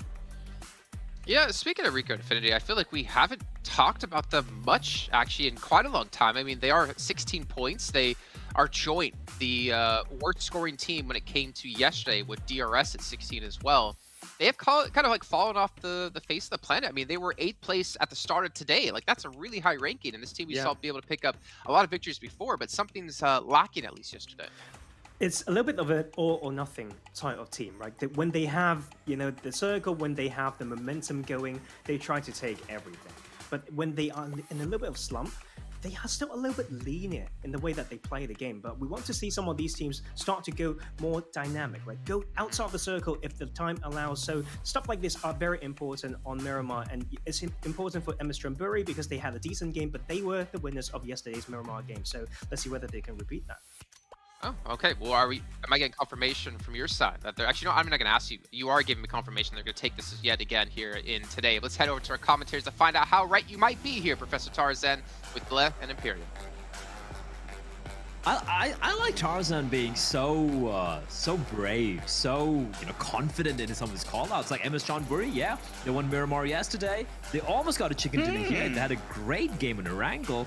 So can they do it on Miramar? That's the $1 million question here in Perry. It is, and I think it's a well-calculated shot by Tarzan. It seems like it's been forever since we've commentated a Miramar game. It's been last Super Weekend because we had obviously the Sanhok week with Erangel on the league play, and then yesterday we casted the last 3 games. So it's good to get a little bit of desert action. We talked about how we both believe that Miramar is kind of the truest form or test for these teams and how good they can actually be. And MS Chonburi have proven game after game they've evolved massively, and winning yesterday's Miramar game I think is probably the biggest sign that they're here to win the PUBG Mobile Global Championship. Here to win, and I think that's something I would like to hear more from, not just us talking about it, but like even our analyst desk as well. Taking a look at the circle, it's going to be pretty centralized, very centralized in fact, one of the most centralized circles we've seen thus far. No one's really going to be too pressed to go for any early rotations. But yeah, I just want to touch upon that fact. Like you have 20 teams here in Imperium, but not everyone has the same mentality. Some of them, like you said, are here to be crowned the global champions, the king of kings, the best of the best. And for some of them, they're just there to be like, hey, if you can crack top 3, top 4, we're going to be super happy. And then you have a few others where they're like, guys, it's just a learning experience, no pressure. As long as we make it to the final championship, we're going to be happy. So the different mentalities, different goals, so to speak, for a lot of these teams. Exactly, and Down One Gaming, I think, is one of those teams that, to an extent, justifiably or not justifiably, have a bit of mentality of kind of will be happy to get into the top 16, will be happy to make it into the finals. I say that based on how they look aggressive-wise. Even though they went out a little bit earlier than they should have in the first game, I was happy because out of the 6 points they got, 5 of them were kills. Compared to so far in this Super Weekend, they've had 22 placement points and only 9 kills. That's a little bit of a heavy difference. And in the league stage, they had 52 placement points and only 22 kills. That's a 30-point difference, right? And I always say the more competitive, stronger teams that are always going to be putting themselves in a chance to win a tournament have about a 10 to 15 max point difference between placements and kills. So with Down One Gaming, they seem to prioritize placements, and that in turn indicates that they are a little bit more of a passive looking to survive. Let's see if we can make it into the top 16 team, which isn't necessarily a bad thing, but it will only take them that far. Indeed. I think it hit the nail on the head there. And it is very evident, as you pointed out, when it comes to how certain teams approach the game, what they price. Obviously, the best of the best are the ones who have a very equal balance between the kills and the placement points as well. I'm taking a look at the teams who have, at the standings as it is right now. And one thing that stand out to me, though, Southeast Asia, baby, they're here to play. They're here to play. Top 4, SCA. And look at the gap between the 4th position and the 5th, which is Reject. Yes. Japanese. Definitely. Reject have impressed me a lot with how strong, how confident they're playing. We shouldn't overall be surprised because the players within that team, honestly, in the global stage, have some of the biggest experience in the global stage, going whether it's the 2020 World League, whether it's the 2020 Global Championship, or whether it's this year's Global Championship. Yes, they come from a region that for now doesn't have, it's evolving, it's growing, it's getting better and better, but it doesn't have like the most amount of representation in the global stage compared to Southeast Asia, even South Asia, and other regions. But Reject as an individual team, we really shouldn't be surprised at where they lie because of how much experience they've gathered and they've used it. That's the most important thing, is that they've used that experience to get better, to be more confident, to win games, to turn fights around, and it's been it's been very exciting to see them play in the global championship. For sure. Like, coming to this tournament, I was doing my little bit of my research as well. And sure, you look at the Chinese teams coming in, right? They came in last moment, and you're like, oh boy, it's going to be exciting. They're going to make things very interesting. And then you look at the SCA teams, obviously some of the favorites. Of course, a couple of them did kind of falter a bit. We had the Mongolians, the South Asians, the MENA teams looking good. I won't lie, Reject were at the bottom of my list when it comes to teams who are going to surprise us or going to potentially make it, right? I was like, they're going to be good. They're going to be like middle of the pack, right? Yes. They have been able to hold their own against almost everyone here. And again, you look at it, 154, one good game, a 30-point game. Boom, they're going to be up top alongside Genesis Dogma and 4 Rivals and the rest, right? So they have definitely impressed me. And Reiji, we saw that guy on the screens. He, alongside Sarah, have been fantastic. Couldn't have said that better myself. But as we get through this game, it's a very quiet start because of what has been a very clean phase one. It opens so many doors for easy rotations, uninterrupted rotations, solid position taking. It's getting a little bit congested around the Picado Hill region with 6 to 8 on the kind of south side of Picado Hill overlooking Picado. You have Down One Gaming rotating to the western side, just outside Power Grid. You have 4 Rivals making their way in, and Stalwart still in San Martin. Oh, Sarah. Exposed, taken down by MS Chonburi. We're looking to, they've already hit the 200-point barrier. Looking to get a 201st. Now for Sarah, this is grim. For Reiji to drop down and somehow get the res, he's gonna need cover fire first. Second, he's gonna need a lot of smokes, and even then, he can get peppered through the smoke. So it's gonna be a very difficult rescue mission here. I don't necessarily get why Reject rotated in this direction. Los Leones, it doesn't make sense to me. I believe a bit more of a northwestern rotation of Los Leones would have been a lot more viable. Would have given them a much quicker entry point into the circle, and I think less chance of getting caught out by MS Chonburi. Maybe they presumed that MS Chonburi would be on the north side of Los Leones by now, and if that's the case, honestly, fair enough. But I think that presumption was the reason why one of the players got caught out. Yeah, you know what they say. When you assume, they can ask you and action. Well, it's rattled off, and somehow not a single one will land on Penumbra. And he will make his escape. Now, somehow, I don't know how they've done it. I thought it was, no, never mind. I thought they managed to get the res, but I take that back. They have lost Sarah. I thought Reiji was one knocked down, and now MS Chonburi, they're pushing up against him. I love this from MS Chonburi. They could have easily just stayed back. They got the kill. They're like, yeah, we're comfortable here. We have lost Leones, the sudden pot at the very least. The zone is on us. There's no need for us to push on further and try and take this fight. But instead, they push up against Reject. They get the one kill. They confirm the kill on the Sarah. And Reject are going to be left scurrying away with the tail stuck between their legs. It's not much, but it is very much about that kind of get off my lawn aspect move from. It is a statement from MS Chonburi.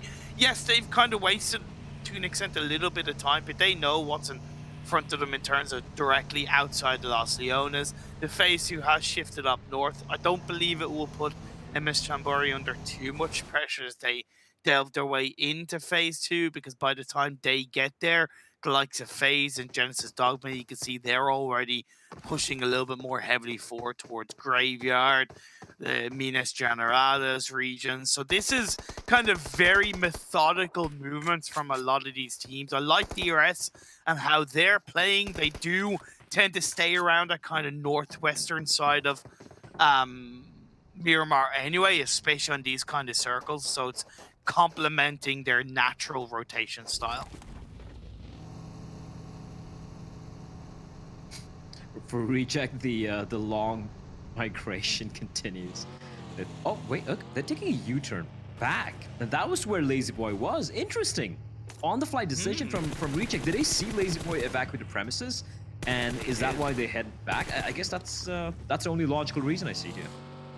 Yeah, it is. So Duello and Rajoso thought, okay, let's see if we can get a couple of swipe shots. And it's ironically kind of them doing a little bit of what MS Chambori did to them. So the hunted become the hunters to an extent of just pushing Cryptics away. This is standard stuff, and I like that from Reject, not kind of being too scared, even though they lost a player early on. Down one Gaming have to be careful as they move around Power Grid. They have Rico Infinity just in front of them. Lazy Boy, though, although he moved away, he's not out of sight of the fact that any of the Reject players can be near them. Starwood Esports again. Taking a few shots in the distance towards 628, but a little too far away for bullets to land. They're going to be playing just at the tippy top of San Martin. They're spread quite thin. Our Stalwart. We'll get back to that later. Oh, Duello. Goodbye. Good night. That was as Hollywood-esque as you could ask for, but a reply comes in from Ragey. He gets a knock, he damages another player, but they're getting harassed. That vehicle, Divine, able to evacuate in the nick of time, but Senkai will find him, and a Japanese side left down to one man. Ragey will do his very best to survive as he tries to battle the blue, trying to make his way in to a semblance of safety. But that has to be the most cinematic kill we've had thus far. Yeah, it was clean. You could slow that down, add a little bit of music in the background, and it could be straight out of a Hollywood movie. Something that you could definitely watch over and over. Very good play. And this is what Cryptics are able to do, right? That's them showing us what they are capable of as Marshall pushes four Lazy Boys in the distance. Sankei was able to get a first aid off in time to keep himself top. Marshall gets called out, the last player of Reject. Rajoso, no better man to get that 1v1 off in Rajoso. Let's see what he can do here, though. Oh! El Chapo? He was already knocked down. Yeah, he's been lost, and they weren't even able to get the res onto him. Now, see, boys are fight. Oh, man, no. If he pulls this one off. If he gets this 1v4, Cryptics, they have made a blunder. A massive blunder here. Lazy Boy getting taken down by the blue. Ragey has, from a 1v4, he's brought it down to a 1v1.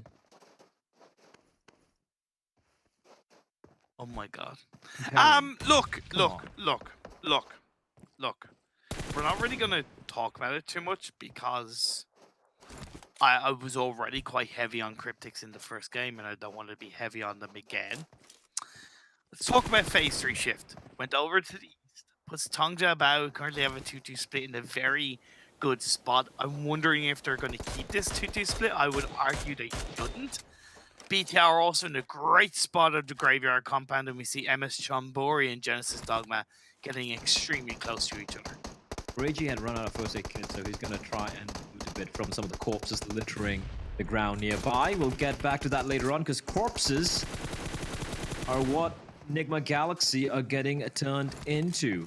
They eliminations been a little iffy today. Yesterday, not shabby at all. Today, they've been, I might even say, toothless.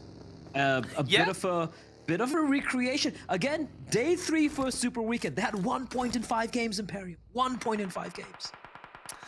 And in game 1 of today, they got 1 point.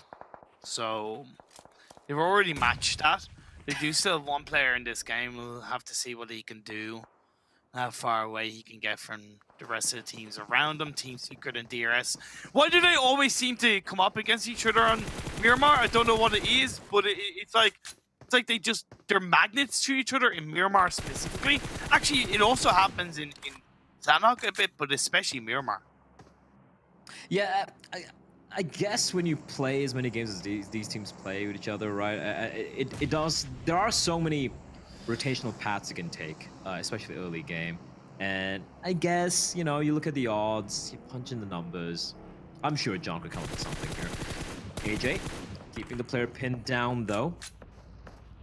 As we switch over to Stalwart Esports, who have lost Scry. We get back to this battle though, and AJ, he knew exactly where Fredo was, but Fredo, even though he was pinned down, able to come out and win that particular skirmish. And DRS, they're forced to just run for the hills. One member, Nemo, all alone.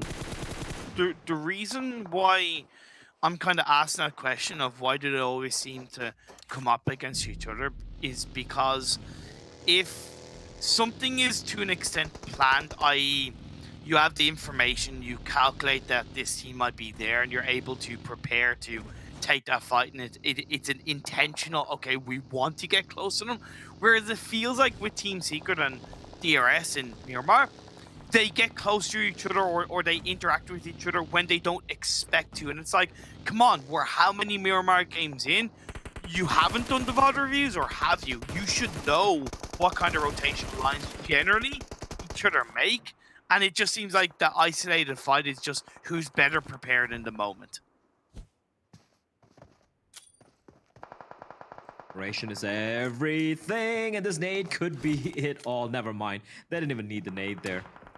MS Chonbury pinned down. Able to get a couple of kills, but they're not going to be happy with the way that particular game played out. 13 teams, 43. Still quite a number of players to work with, and it's not exactly going to be favoring Stalwart Esports, but they haven't had to budge for what feels like forever. And remember, I pointed out how they were spread all across San Martin earlier. Yes. And now they have regrouped, and now they're going to be heading towards the zone where the 4 or 5 teams lying in wait. And speaking of ST, the other ST is struggling. They're getting pinned down by Zux.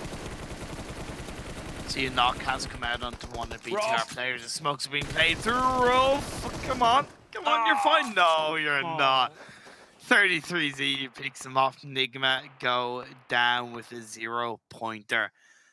Man, feels bad, man. Feels bad. The circle shift has helped Tongja Bao. They did reposition into a bit of a kind of 3-1. DRS, their last player going down, another 0-pointer for DRS. So the Scragglers are being eliminated, and for the most part, outside of Rico Infinity, most of the teams have 3 to 4 players left. Yeah. Reject and Cryptix as well. In the end, I can see at the bottom there, 3 points and 2 points respectively. That was a messy battle. We'll probably get back to it later on. Maybe our analysts can break down that fight, because I want it to be highlighted. Like a 1v4, Cryptix should have easily won. How did it go so wrong? It could be a learning moment, a learning opportunity. Definitely. For all the teams and the viewers as well. Here we go though. Everyone pushing on in right next to the graveyard, and Tony K, FaZe Clan, being a little quiet today. I mean, in this particular game.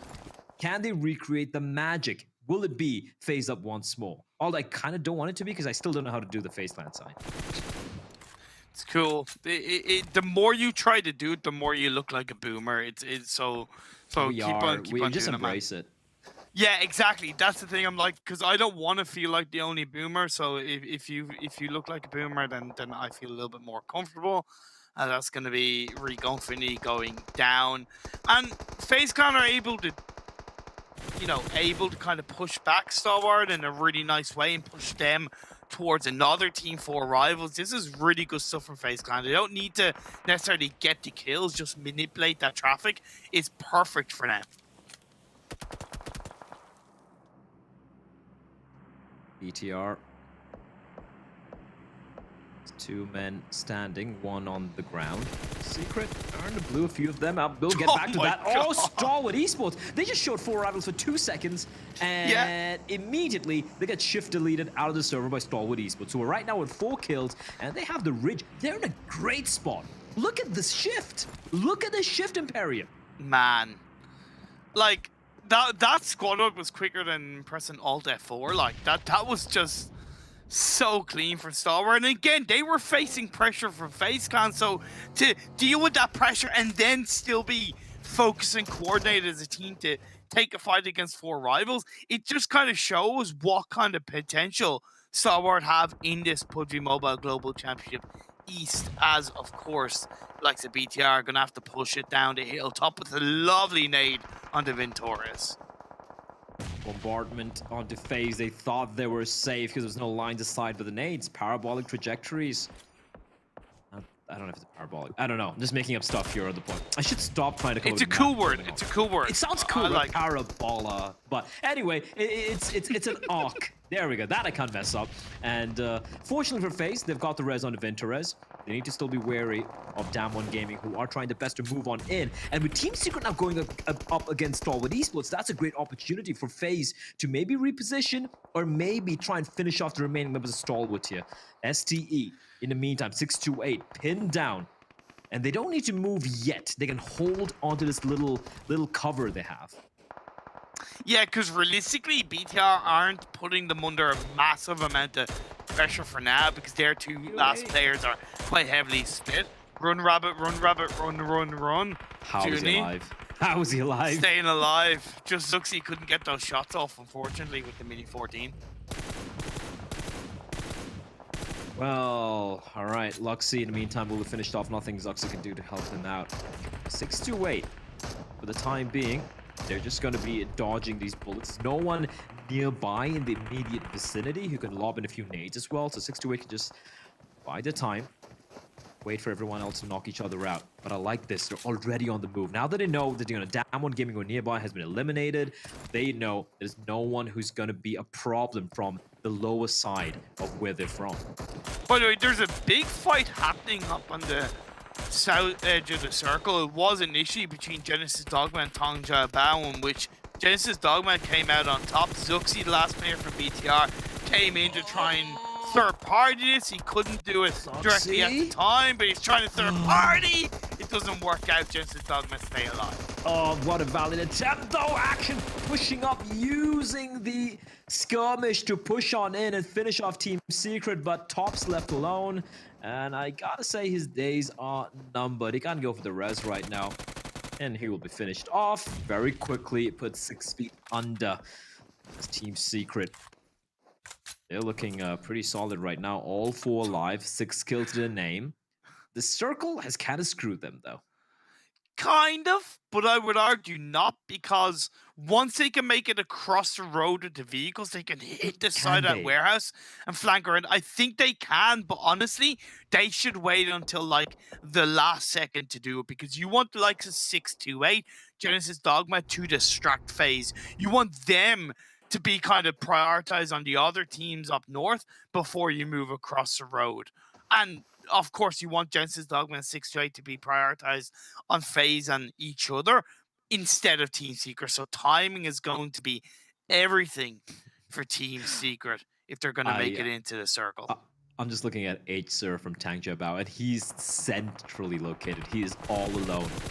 All alone. Just lying Too early. Too early. Yep.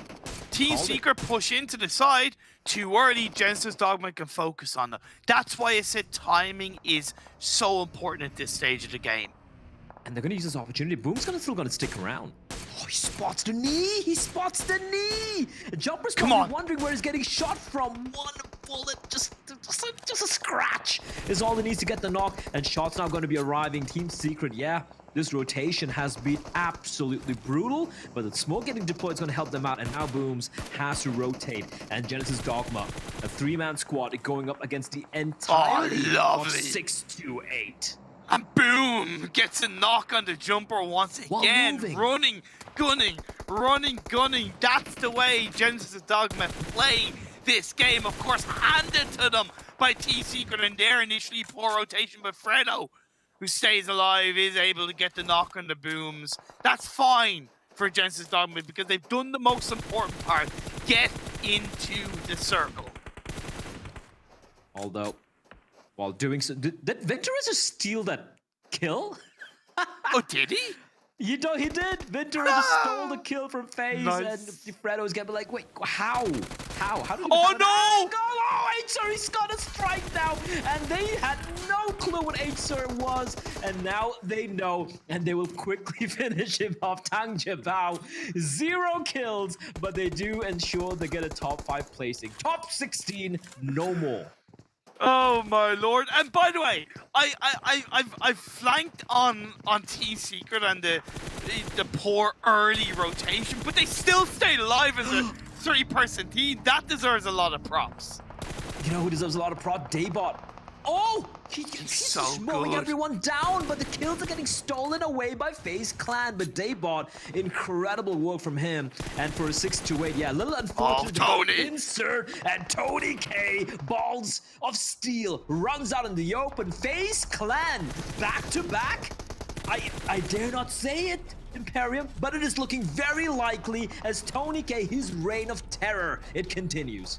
The Imperium blessing is shining a light on FaZe Clan in today's Super Weekend games. Genesis Dogma, they could steal it away. So can Team Seeker. These are three of the top teams in Southeast Asia.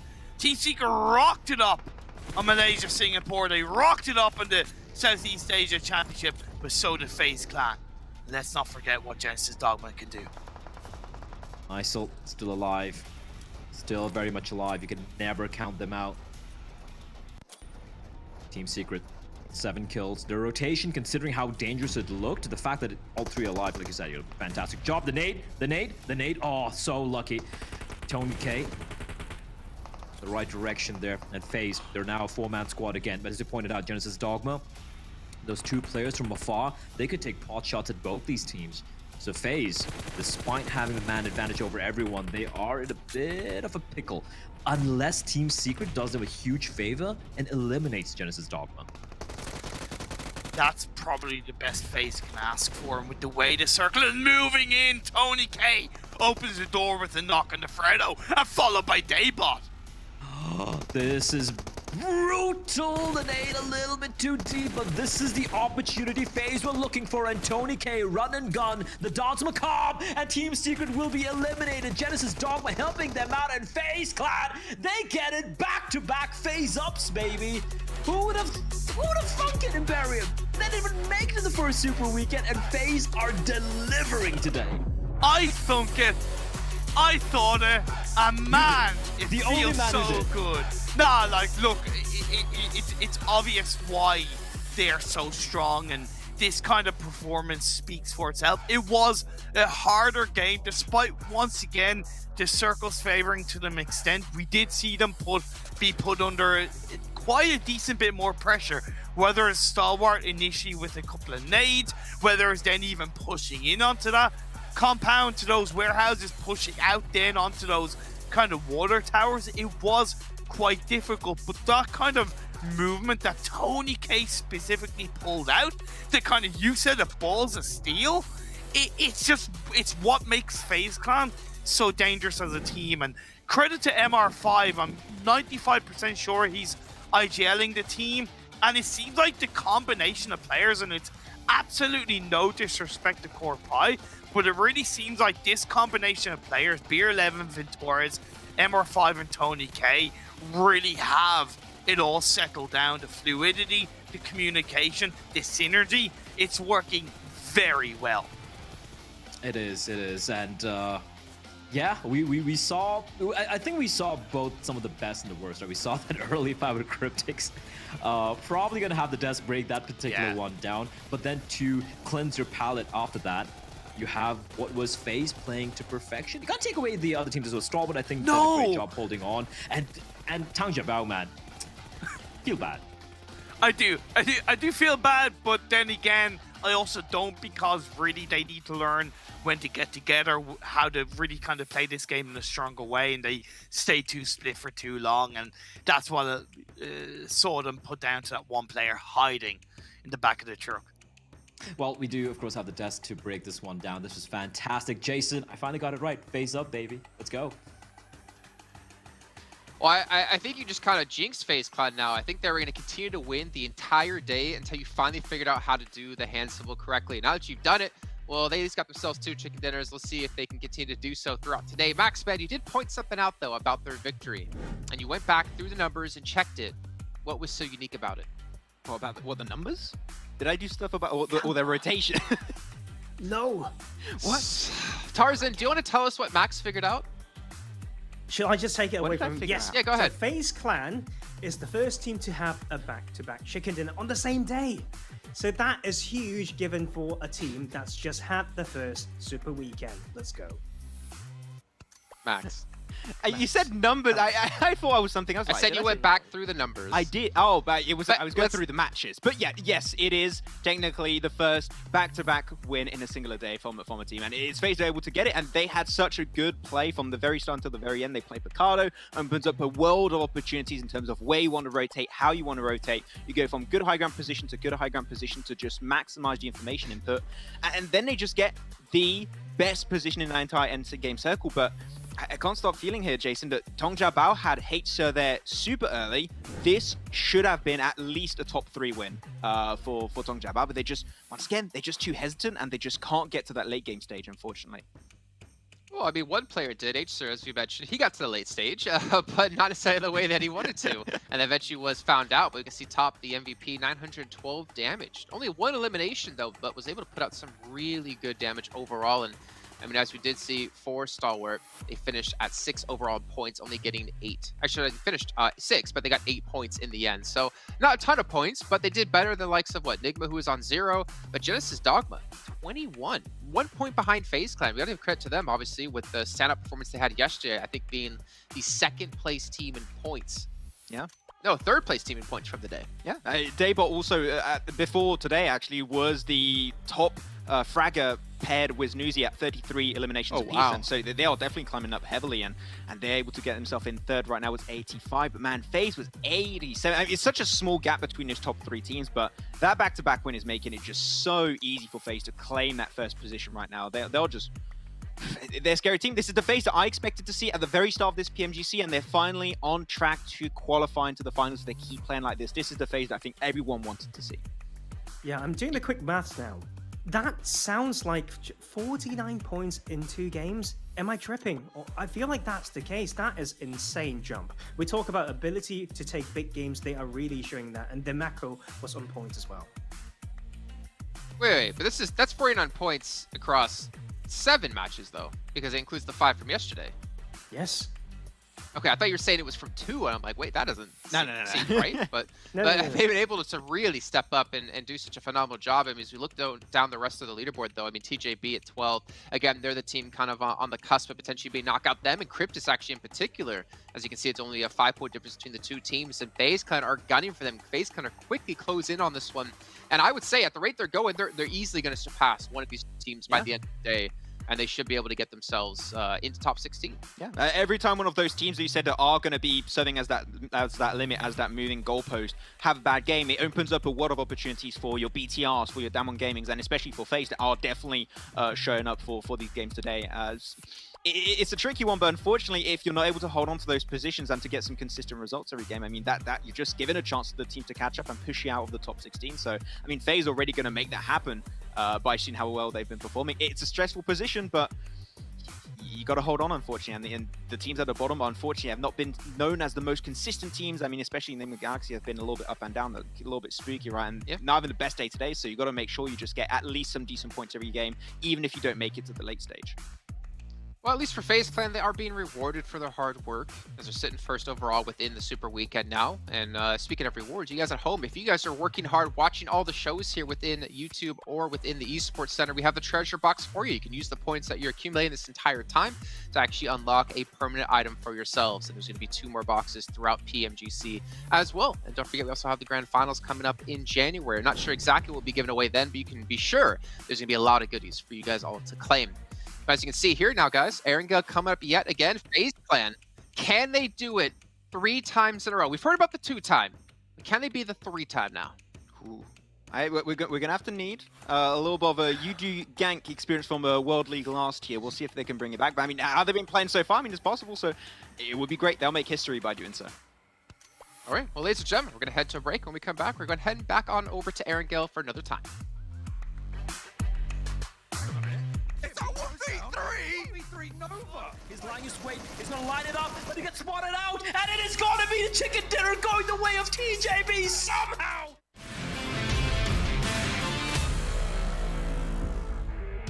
The holes in the floor, and they were surrounded. So, well done to DXavier there to be able to make that one happen. Nova going versus Infinity.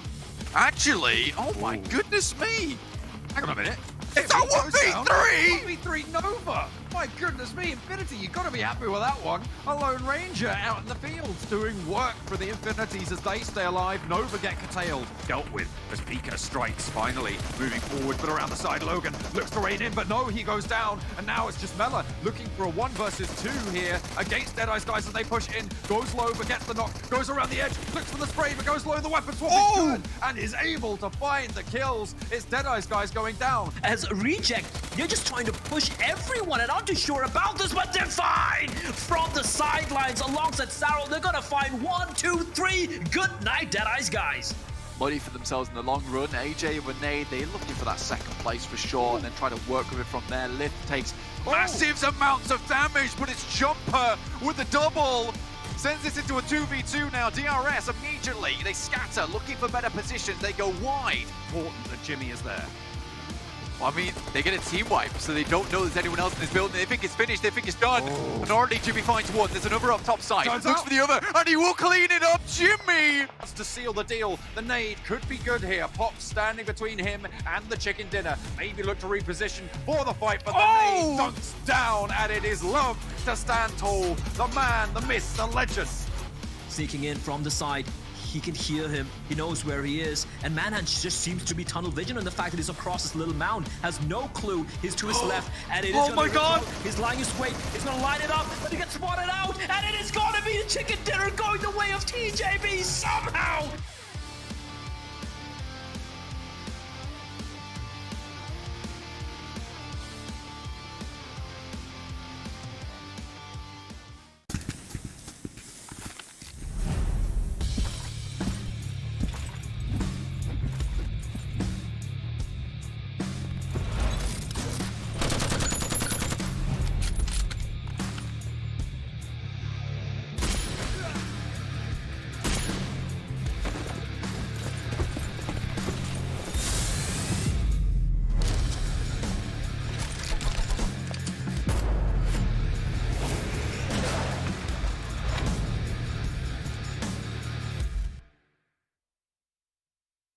They're going to be holding off the entirety of DRS, pushing in onto this onslaught now. Knock has taken place. Just going to be falling on top. This is a very smart play. Oh no! Oh no, Nima! Help always come inside here from Yasna Poliana. Nice. They could move closer. They could try to stick together. They find the revive coming from those stereotypical locations. Yeah, boy. So we saw these teams drop on by. Don't do it. Don't save it. The paraglider is useless. Okay. Mela though in a position to maybe receive open arms Reggie in a battle of his own. Roger that. Wall does get done. Will get down. Back up. Help me! Roger that. Sarah, in the meantime, has managed to push all the way up. But it's the holdout coming through from the Deadeye's guys. Straight through the window. Lands some.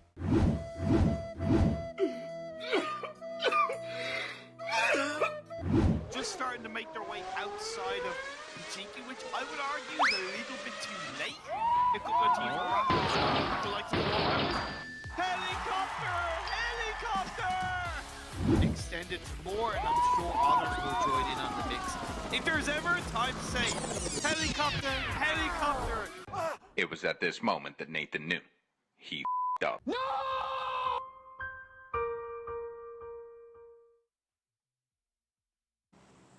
Split coming out from Split. What happened?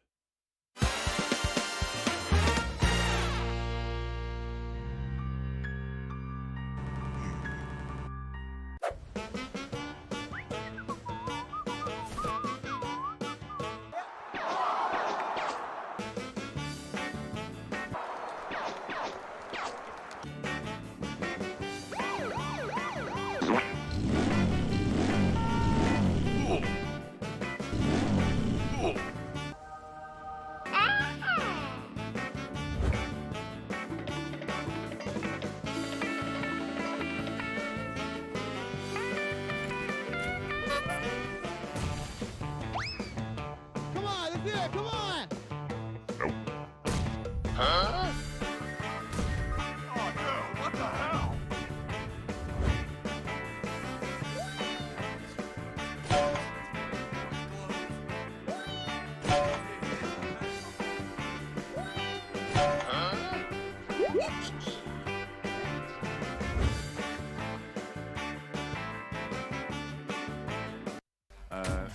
this flame path, going from Primals all the way up to just between Red and Star. Hang on a minute. I don't think carpooling is a thing in PMGC. Oh! To the side, get to the tree. That's your cover. Get over here! And get your teammate involved. I don't know. I feel like this is a painful situation if you're Satar. Let's see if he has any tricks up his sleeve. This guy's got the moves. He's got the moves. Got the PMGC outfit. He looks clean. He's right over the top of the car. I'm gonna need backup. Who's gonna go in now? Magic Man himself, Satar. But in comes another player to try and what for, and this time, oh, he's got a gun. Okay, yeah, there's not a lot you can do. I mean, dodging cars is one thing. Poor Satar, his magic ran out, but at least the magic on his device hasn't run out because he's got himself a 1+9, our sponsor here at PMGC, with its flagship performance and immersive 120Hz display and hypertext technology made specifically for gamers. The 1+9 and iPro are your best shot to what, Max? To victory. to climb the leaderboard. It's all the same. It all is a victory in the end for Chicken Dinners and, of course, a spot into our finals. We are going to be heading to our next match shortly here as we have Erangel to come up next. But I know you guys actually wanted to dive into a little bit, just really quickly, about Miramar and about Reject in particular and some of the ways they played out that match. At the start of that Miramar game, of course, we expect better from Reject as a team that was known to be really good on Miramar. That one was a little bit tricky. They got in a very close quarter fight at some point versus some players of MSC inside Los Leones. And Sarah got knocked out, which, you know, happens, a little bit of an early mistake. You lose a play, he gets knocked, that's fine. But you got to also understand when a player is in such a tough position that you cannot pull off the res. And that's something that Tarzan and me talked about, is just say you're not safe and just leave. It's not worth trying to save someone if you have the chance of losing more players. Even Rage, he got knocked at one point and he could have been going down too. So that early fight that we saw between MSC and Reject was just a little bit too overzealous from them, and Reject should have known that that was just not worth it. Yeah. I think that is the comms that we were looking for, right? If I'm talking about maybe vault reviews of players like that I've done in the past, for that situation, as Sarah, you say, I'm not, they are here, so with a ping, and then say whether you're safe or not, and then your teammates just need to trust that. And to be fair, even if they couldn't hear anything from him, maybe it's a technical thing, then they should have enough experience to know that is not safe against the buildings in Los Leones. But that really just allowed them to, continue later on, but still, like, some weird fights through that game for sure. Yeah, well, hopefully they can fix their mistakes because they still have 3 matches left to go. And speaking of 3 matches, it's time to head into one of those, as we're going to throw it on over to our casters of John and Blink to take us in. Thank you very much, Jason. Yeah, we're in it for the 3rd game of the day. I am one of 2 casters, and speaking of 2, here's one of the other casters. Blank, how you doing? It's me. I'm also here. I'm also a caster. I'm doing things. I'm doing work. I'm getting to the game. I'm watching PUBG Mobile. That's what it's all about. Talk about breakfast, talk about Weetabix. What is the right amount of Weetabix? Nobody knows. What's the right amount against PUBG Mobile? That's 5. No, it's not 2, it's 3. Come on, stop it now. I answered all your questions. You don't have any more questions for me. I am the question master. I don't know. That is my title. You were fast. You earned a lot of money there. I'm on it. I'm stopping the clock 59 seconds every single time. Damn. As soon as that countdown starts. Oh, man. You know what? I would really enjoy being on a quiz show. I think I would like to do that at some point in my life. I'll have to try and make that happen. Look, we'll get you on a PUBG Mobile quiz show. We'll see how you do. See if you can name all the names, all the guns, all the things, all the places, all the people.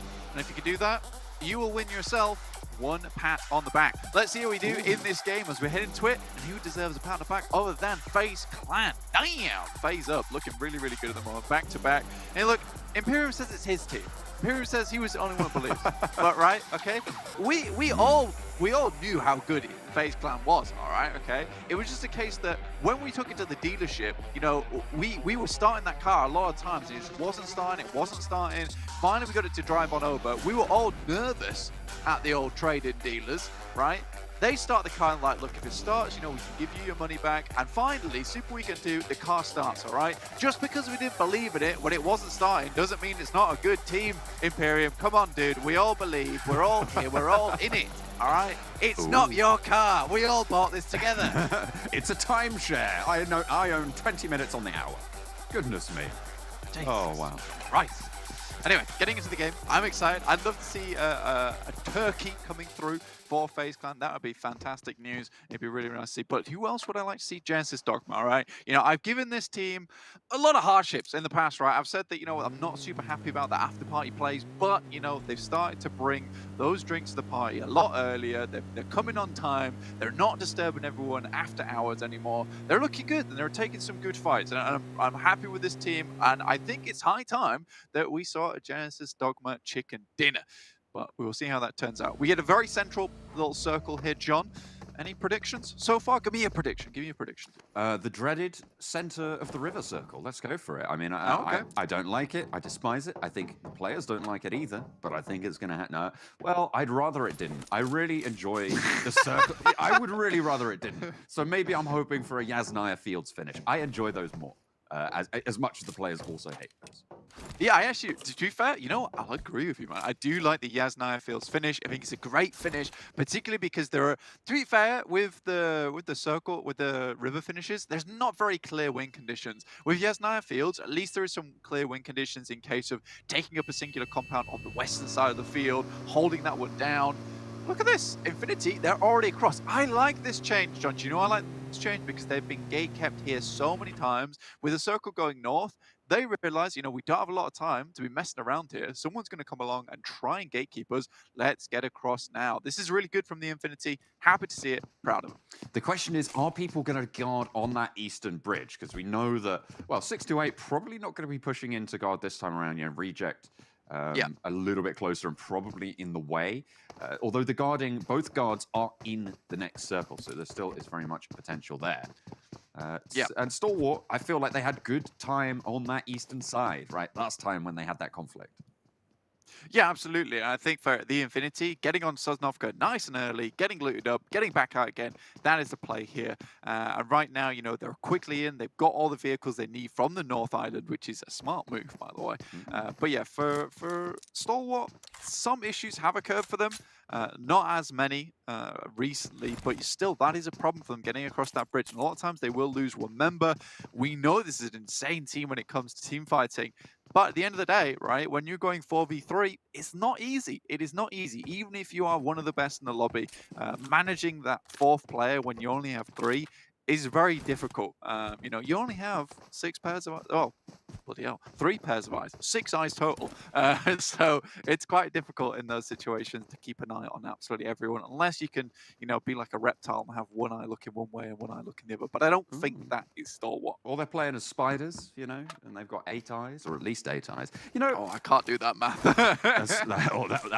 My 8 times tables are rusty. I'll tell you that much. To be honest, yeah, 100%. It's not good. I've 3 done times that since 8. year 2. 3 times 8. Any guesses? Any guesses? Any guesses? Oh, it's a quick 24. Oh, good job. Bing, bang, bong. Proud of you. Wow, that is some real nostalgia game right there. Coming from like my teacher shouting out, 3 times 8, now! 3 times 8, I've got a ruler! That's right. Basically, I grew up in a military camp, essentially. It's true. I grew up in Sosnovka. Yeah. That's why I like PUBG Mobile so much, because this is inevitably my home. Yeah. Regardless whether it's a Stockholm Syndrome home, but, you know, whatever. That's how it is sometimes. DRS, you know, it's still around Yasnaya. Look at this, though, John. I think this is an interesting change that we might be able to talk about a little bit. MSC, they've actually headed towards the north side of Yasnaya this time. They only have 1 insurgent towards that south side, and DRS is happy to hold on the south. So there is finally an agreement that's been come to. Seems so. I mean, they've been sort of warring over the Yasnaya area for, well, since the tournament began, pretty much. So it's good to see that adjustment finally come through. I mean, you highlighted it a number of times and actually said that you wanted to see that change come through from those teams. So I'm glad that you finally get your wish. And maybe we'll see a Tongjabao Miramar win one of these days as per your dream. Maybe the Tongjabao Miramar dream that I had the other day might come true. I don't know. I'm just going to wait for it now. Maybe it'll happen. Maybe it won't. I mean, Sir was trying his best in that last one. He hiding really in the dump truck. But it was, you know, not exactly how my dream went. It was a lot more grandiose with their win, rather than, you know, getting in with the rubbish, you know, getting things smeared on you before you try and take the fight with Team Secret. But I do think that, you know, for MS Trombone and DRS, there is probably, it's a change that has occurred for one of a couple of reasons, right? MS Chumbury, they're starting to realize, you know what, they're actually a good team. I think that's one of the reasons. And they're like, you know, if we can get further to Erangel, rather than just continuing to practice versus DRS in our early game engagements, we tend to do very well. DRS, on the other hand, are like, we're slipping off the leaderboard at the moment. We need to do a little bit better because this Super Weekend has been pretty rough for us. So if it means that on Erangel, which is the map we play the most on Super Weekends, they can disengage, stay a little bit further away from MS Chumbury and get set up for that late game, this is a change that arguably was needed to be made, right? It is not something that was an option for them. It had to happen. Yeah, it was necessary. But when the chips are down, if they're making those changes, that's good news. That's very good news. And changes in the tables really are what we're focusing on as well for these Super Weekends. Our teams towards the bottom, obviously having played only 7 of the games so far this Super Weekend, they are low on the point scores, but they're doing pretty well. FaZe specifically, they've got a lot of points coming through from those 2 chicken dinners. Obviously their first day, not quite as strong, but to be able to bring that back, come back in strong with the high points totals that they're now putting in per game, they are looking good to overtake our other 1 Super Weekend teams in Xavier being that boundary of 106. With FaZe on 87, a lot of games left to play this weekend. They could be good to even overtake up towards Nova on 126. Yeah, I don't have the stats page right in front of me, but I think that's like a 12.1 or 2 average right now in terms of point scoring, which is unbelievable, right? FaZe? It's really, really strong. For FaZe, yeah. Do you have the numbers in front of you? 87 over 7, what's that? That's 12, and then the remainder carry the 3, so 12 and 3 quarters. There you go. 12 and 3 quarters, so 12.75. Damn it. So that's a 12.8 average. We've done the math on the fly, on the go. That is a really, really good score. That is a championship scoring right there for FaZe Clan. And to be able to do that over 7 games is beautiful. Obviously, a lot of those points have come from the past 2 games here. But yeah, we were ready. We were ready for FaZe Clan to start a running. And they absolutely have here in this game. Again, though, it's Team Secret that I've got my eyes on during here on Erangel. We've seen a fair few times where they've had good movements on Erangel. And realistically, we were really proud of them. And then suddenly they fell off again. And it was just like, where has Team Secret gone? Get this circle shift, though. Check it out. The circle gods were like, Yasnaya, directly opposite, actually. So get stuffed, John. Look at this. 628, they moved in. And they will be guarding the Infinity unless the Infinity go out to the east. So this is the decision that they have. Stalwart have left, so they won't have to have combat there. Will Infinity go for this crossing again and get shot at and shot down again? I mean, it's so hard now with this circle shift that goes so hard down towards the southwest. It gives a lot of time to 628 to just chill here, you know? This is the halftime vibe for them. They don't really have to do anything at the moment. They can just chill in this location. Sending Sunan now out to the north side to give them a little bit of an outpost to play from. Newsy drops down, gets shot at, and you know what? This is awkward. This is once again awkward. I mean, it felt like it was just gonna happen. There's really no 2 ways about it. Your Newsy moves through, they lose a player. Now what do? Now they're probably going to have to swing. Well, either they try and burst through this blockade, or they swing out to the eastern bridge. And either way, it's a bad time. So I'm not sure what the Infinity's plans are going to be. The Infinity have in terms of their progression, in terms of what are they going to change about this, how are they going to adapt. But it's interesting. Maybe they're going to have to change their drop spot, given that they are being so heavily guarded. That or move earlier. I think a lot of times they're just refusing to move early. I think that, you know, the symptom of the problems is the circles as well, because we've seen quite a few of them head down towards the southwest side, which again, like I said, is that halftime vibe for 628. They don't have to do anything, and they can prolong this gatekeep without worrying about not getting the circle too early, because not a lot of teams drop down towards Primorsk or Quarry. Reject's been starting to drop less towards Ferry Pier and more towards Farm side, right in the center of the coast. It is interesting, and I think for 628, they're happy to pick up literally a kill every single time, and more than that, they get a lot of control over towards the southwest side of this circle, particularly because the Infinity is a much more weaker team. So they eliminate the amount of teams on the western side with just that 1 kill. It's so cool, it's so important, And, I love 628 for it. I mean, they are currently sat in 153 points at the moment. And they're, like we said before, 200 points is that magical number to get into the finals. So they're well on their way. And to get an extra kill every single game, extra elimination, beautiful. Love to see it. I wonder how much 628 are going to be punished for this, though, because sure, maybe they're guarding out the Infinity a lot of times, right? But it only takes one team, or like Reject, for instance, to notice they're going there every single time. Why aren't we just Why aren't we just going to sit there and do what they're doing and also fight them and take them down, or get a kill and just leave and go to the next circle? It's to me, it feels like not only are the Infinity suffering here, but it's an artifact of a lot of teams looking to get fairly central in this specific circle right now, that they've been afforded so much space around those southwest Pachinki fields between Ferry Pier and Pachinki. Yeah, and I mean, this is a fight that occurs so frequently between 628 and Reject. On this particular hillside, we do get our next circle popping towards Pachinki and Pachinki Fields itself. So an interesting finish that we've not seen in a long time in PUBG Mobile, at least for me. This is an exciting one. It's one of the very rare times that we see a circle that is up towards Rozhok that moves down towards the center. So it's not a nasty coastal one, but it is very much towards Potato Hill. A lot of interesting positions to play in. Your Cathedral over here that you can play, which FaZe Clan are looking to pick up nice and early. Enigma Galaxy also here. They're trapped in Pachinki though, and I think with the encroaching amount of teams and the amount of times that they've played this particular circle, maybe they're not ready for this, because right now they are caged. Stalwart locked horns with Genesis Dogma. Then you my wanted God. to see a win. Pika, the ballerina, spinning around, giving us a show. We'll stay safe. Certainly looking prima right now.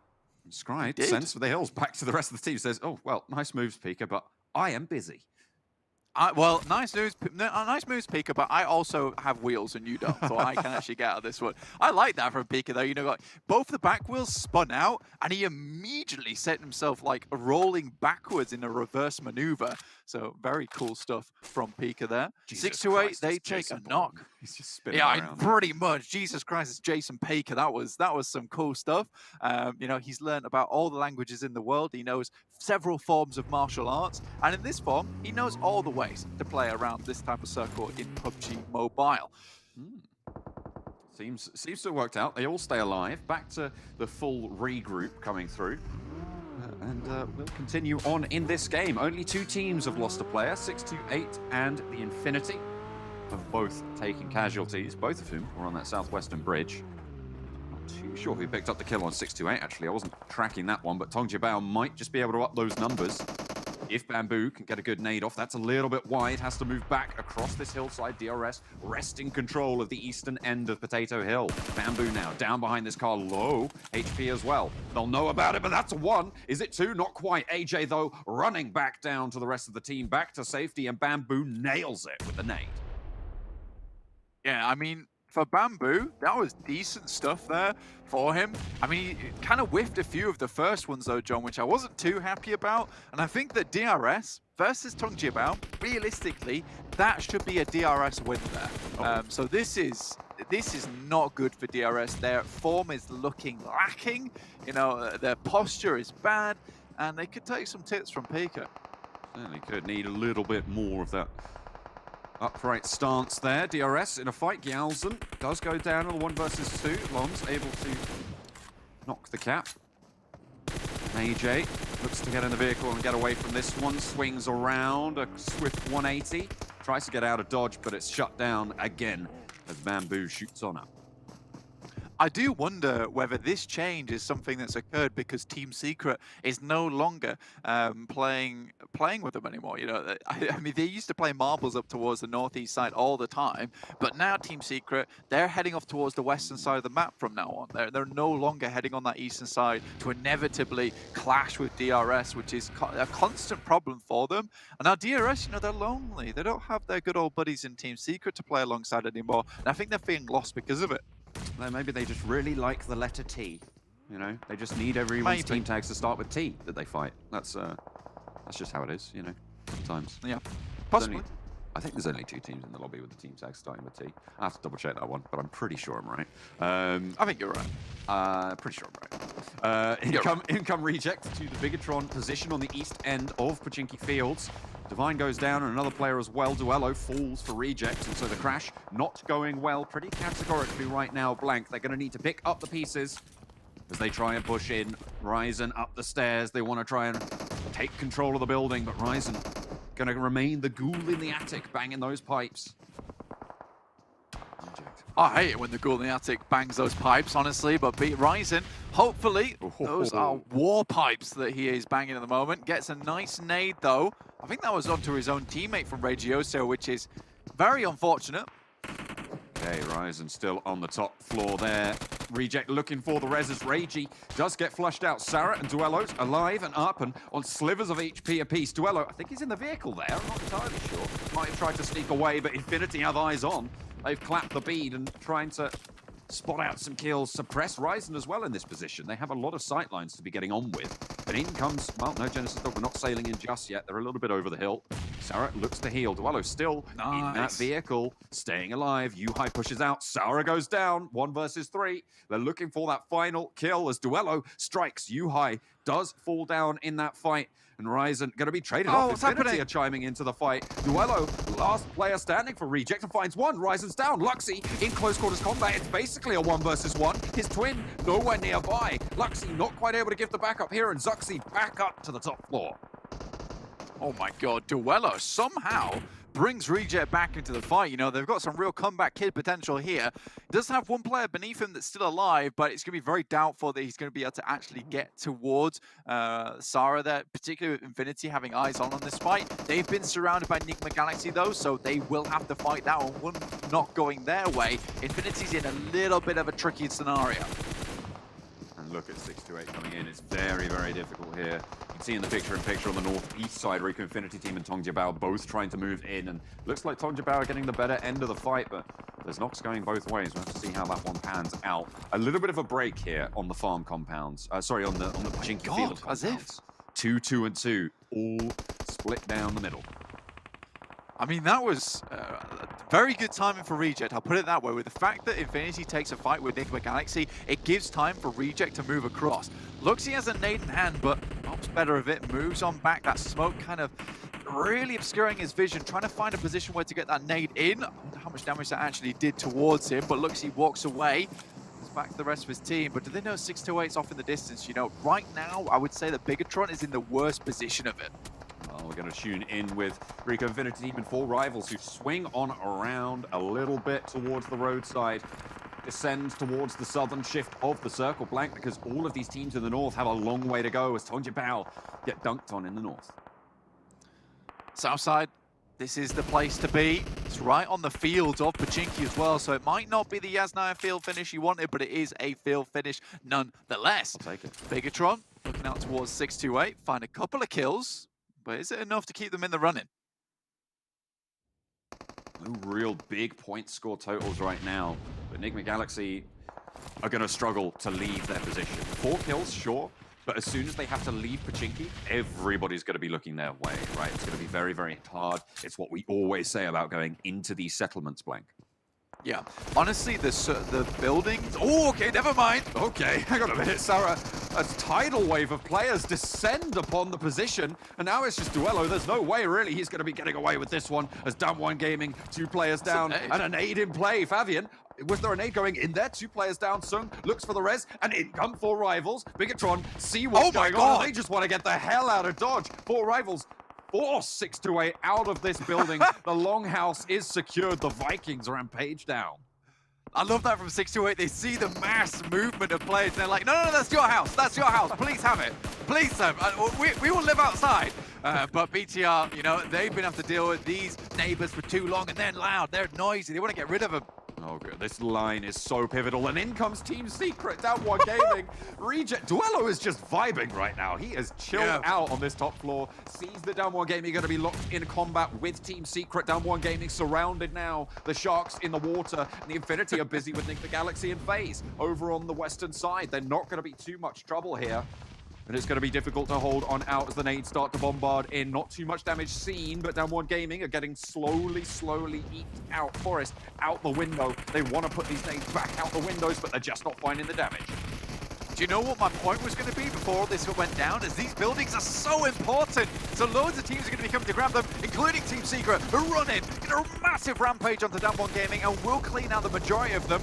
Forrest still going though, goes down, goes low, hits the drop shot as well, just Fredo to deal with, and Damwon Gaming looking to stay alive. He's shoving players out of his way, they're crawling around his ankles, but it's the one he has to worry about that's gonna get him, and it's Fredo to take the fight. Duello though, still waiting in the wings, in the building. Do it. They might hear the pitter-patter of reject footsteps, but they'll have to get these reses first. 4 Rivals, another fight that's going off in the distance. Yes, these buildings are incredibly important. It's no wonder that teams who have come over to this side, it's practically one of the only playable spaces around these fields finishes. Now it heads down towards that center side though. So 4 Rivals, Bigatron, they're looking to have the best position, but with 4 Rivals having so many players on board, it's going to be hard to dismount them. Duello though, how has he been alive this long? The guy's a nutcase. He's still going. I think they know someone's up there. They might have heard those footsteps. Fredo pushes, leads as the vanguard, wants to hit those shots, wants to stay alive, and it's him to find the kill as well. Duello is going to fall. I have to say, I think if Stalwart can survive on the south side of the circle, they might have one of the best spots. It's just a question of how long can they eke out their position here. Yeah, exactly, and especially with it being so open, Cryptics might have shots onto them. You know, you might see Infinity take shots down that way. FaZe still running strong at the moment. I believe they have 4 players up, maybe 3. Can't quite see on my mini-map at the moment. Like we can see them there in the picture-in-picture. They're going against Enigma Galaxy, but a Galactic Grenade will send them out of space. Goodness me, FaZe Clan will not be getting that third chicken dinner. Only 1 point as well, and it's light years of difference between the two now. Their performances. Team Secret try and make a break out for the open, but everybody on these inside tracks, this is the problem. You try and make that first move, you are going to have everybody's Oh my eye out. god! It just got posted in, Postman Pat through the window. Sends him home. He and ate Mella, it! he's down. He's had his breakfast. How many Weetabix does that count for? I'm going to say that's at least 20 Weetabix. That was an incredibly dense little breakfast that he had to chow down on. 4 Rivals now moving into BTR. Goodness me, right off the windowsill as well. I would have hated to see that one coming my way. Nice nade goes in. Somehow, Soxy lives. What? That was the rebound nade in and out through the same window to do a self-knock. He didn't even need to do anything. He just stayed alive. Blank, that's got to be the funniest kill I've ever seen. Oh my goodness me. Goodness me. Wow. How does that go in and then back out again? Looks, he's like, don't got know. a pan in hand playing grenade tennis. Okay.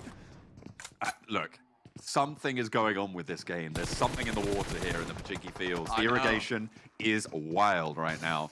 Stalwart, though, on the south side, and this is their time to stand up lane. This is the time to stand up. They've got a very strong position. Action is down, though, and bleeding out fairly quickly. So Smokes have to get onto those stairs. He has to get up towards that top side to give him that healing that he does require. Action going down will be bad for Stalwart. They know in this type of circle, where it is so open, having the most amount of members alive is so important here. Oh my goodness me. They have a really solid set of cover here, and the circle moves out west towards them. If they deal with the remnants of Infinity and Enigma Galaxy, they cover the cross of everybody else, Blank. This is rough business at the moment. 4 Rivals, they've taken a knock on themselves, so they're effectively down to 2, but Action gets back on his feet. Logan from the Infinity still in with this one. And I would say that we have some of our best teams in this final circle, with Enigma Galaxy, though, at 10 eliminations. A really, really good turn of events for Enigma Galaxy, and they have turned it on in this Super Weekend. We had questions. Luxy will go down to Action. This guy sees the bare little brief glimpse of a toe, and he will be killing it. Oh, he's going to take it down. Ralph's position known. 4 teams remain now. Just popping these shots towards every position available. This is the leverage that I thought Stalwart would have if they could stay alive for as long as they have now. And I feel like it's coming to bear. Yeah, as soon as you see that player, you've got to get that knock. That's unfortunate. Makes it all the way to the new Arcane Crate, but quite going to go down just yet. However, the blue zone will push, and it will not slow for anyone. 4 Rivals, we had a discussion about them earlier, John. You know, they're just a team that trucks and trucks and trucks. If you see them coming at you, you better be ready for that 8-wheeler wagon to come smashing into your face. Right now, the 4 Rivals still looking fairly okay. I mean, they're right on the back edge of that circle, though, so they're pushing to the circle itself. Very, very tough. Enigma Galaxy, like I said before, 10 eliminations, looking very cheeky. 3 teams remaining, John. The timing on this crawl for Enigma Galaxy was great. They saw as soon as the tower got enveloped by the blue, they started leaving their cover because they know that that high ground affords so much information. A really solid performance coming through from Enigma Galaxy on the micro. Zappy steps up and spots Pika, gets the spray, gets the flush, and hits the deck again. It's clean, it's calculated, but Action has the beat. Sending nades his way. Everyone's crawling at the moment. Scry's got a little bit of an outpost in the vehicle, being able to see out there. Nades go his way though, John.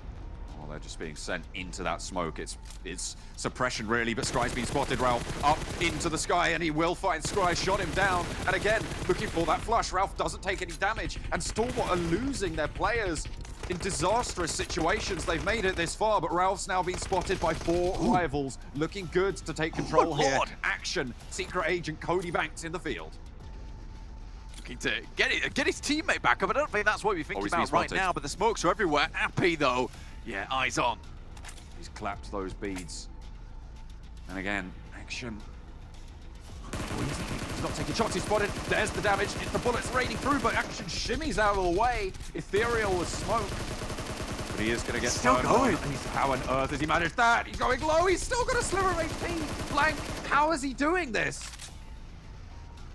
This is the biggest juke I've ever seen in my entire life, and Appy cannot believe his eyes that that kill did not go his way. He will not be grabbing that elimination, and a first aid kit behind the crate itself, and Appy's just desperately trying to get into position to find him. He will just see his feet, but that'll be enough. Oh, is he going to see it now, or is he going to be just a second there? I think Action knows. I think he's just heard the crawling. He knows where Appy is. He can't step up though because he doesn't know where the other players in the circle are. I think there's 2 alive and 4 rivals right now. Action steps up. He wants to go for the shot. He spots it. Needs to hit the deck. You're Get away insane! from this position immediately. Action taking damage now from the other angle, but he swings on it. And it's going to turn around and finds more health as well. Looks for the healing. There's a Molotov to burn him away, and he has to move. It's the end of the road for Action, and Stalwart take a tumble, but they had a massive impact now. Blank, it's a 1 versus 1 coming through. It's Lord trying to find the final kill. He has the hay bale and the circle. It's all to play for, and up he goes. The spray around the side, and it's Enigma Galaxy to launch off to the chicken dinner. That was the most incredible game I have watched in a long time. Enigma Galaxy, though, coming out of that game looking extremely good. Ending that game with 12 eliminations, 27 points on the cards there for this team. Beautiful stuff for them, and I think they played out from Pachinki so good. I mean, yes, they get the circle there, but again, I posed that question, you know, you're trapped in between all those teams. How do you play out from that position? And Enigma Galaxy, they make it look so simple. It was just a case of putting those cards down, making the plays, getting to the river, and then it was all the money in the pot for them. Really, really well done. Again, though, Action, I can't believe what I was watching. I really cannot believe it. That guy is insane. That guy was absolutely incredible. And I really liked what Stalwart were able to do. I feel like maybe they got a little bit too comfortable there. I'm not entirely sure what more they could have done in that scenario, but to get as far as they did, to get so many points on the board, it's great, right? That's exactly what you want. Even if you're not winning, leveraging that great position was really, really well played. FaZe, not so lucky. It's turned a little bit around, FaZe up to FaZe down, hasn't it? From their previous performances. One game, although it has to be said, it was a very difficult task to leave that. Yeah, it was, and I think that the thing is that, you know, that could have actually been a FaZe win if this fight had gone their way versus Enigma Galaxy. They were doing fairly good, then you have that off angle come through, and that's just what happens when you get to set up in Pachinki nice and early, John. Some great nades from Enigma Galaxy throughout this entire game. This is where everything could have gone disastrously. But Action, being able to stay alive for that amount of time, shimming his way across, understanding that he can't stop moving, he just has a great understanding of how players react and how players actually move in these circles. Goodness me, if there's ever an MVP of a tournament, it has to be Action. Yeah, I mean, that felt very, very good. But in the end, it was Enigma Galaxy shooting for the stars to claim the chicken dinner. Let's head back over to Jason to break down, well, try and break down the chaos of the Pachinki Fields bloodbath. Yeah, I don't think we can really break that down, to be fair. That was a bloodbath is definitely one way to put it. Hectic madness, fights breaking out constantly left, right, and center. I don't even know where we want to start on that one, guys. I mean, you see the circle where it goes to Pachinki Fields. Do you like to see a Pachinki Field finish? Yes. Do you like to play a Pachinki Field finish? No. That's the big issue for a lot of these teams. You just want to avoid it as much as possible. You want to play the compounds that are over to the more eastern side and the western side. So literally no one wanted to enter into the central position. And the only team that tried to do that was Starwalk, which they were able to take home at 20 points total. But man, Nigma Galaxy, those nades were from another realm, Tarzan. They were just so good. So the micro were good, right? The execution, I love to see them playing at the top level, but it's also a finish at where they know, right? They are a Pachinki team, and we love seeing them making some changes. They didn't go outside, they stayed in. It's not easy to defend it, so it's so good to see, for once, some of these teams going back to the place that they feel home and actually get a chicken dinner. Well, 4 rivals, speaking of chicken dinners, could not close it out yet again, unfortunately, but they still get themselves 20 points as well. Star getting themselves 20. But Lord, coming in for Nigma Galaxy, over 1,000 damage done. How much of that damage comes out from the nades? Yeah, those were nutty versus Infinity. There was even another team that breached on them at one point, which I don't recall exactly which team it was, but they just cleared out all of Pachinki, and Lord was the one to initiate that kind of clear to happen in the first place, because and they had no option, I would say, here, because you're one of the few teams playing from Pachinki. You know the circle is shifting away from Pachinki. You have to aim towards the fields.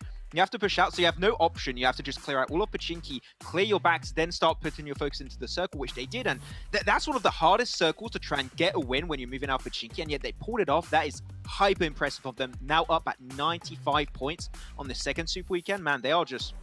This is a complete opposite from what they did in the first Super Weekend. I'm loving it. You know what? I think this game really illustrates their strength. Like, when we talk about rotations into unknown ground, they struggle a little bit, right? They kind of get stuck in the middle. Yeah. But when we're trying to talk about control, pocket control within the areas that you can see, they were doing it extremely well. Small rotations and regrouping around like terrains, and that was a great display of their strengths. What about the cluster of fight? I can't even name every team, honestly. I think 4 rivals were involved. Yeah, I have Megatron it. was involved. What? Huh?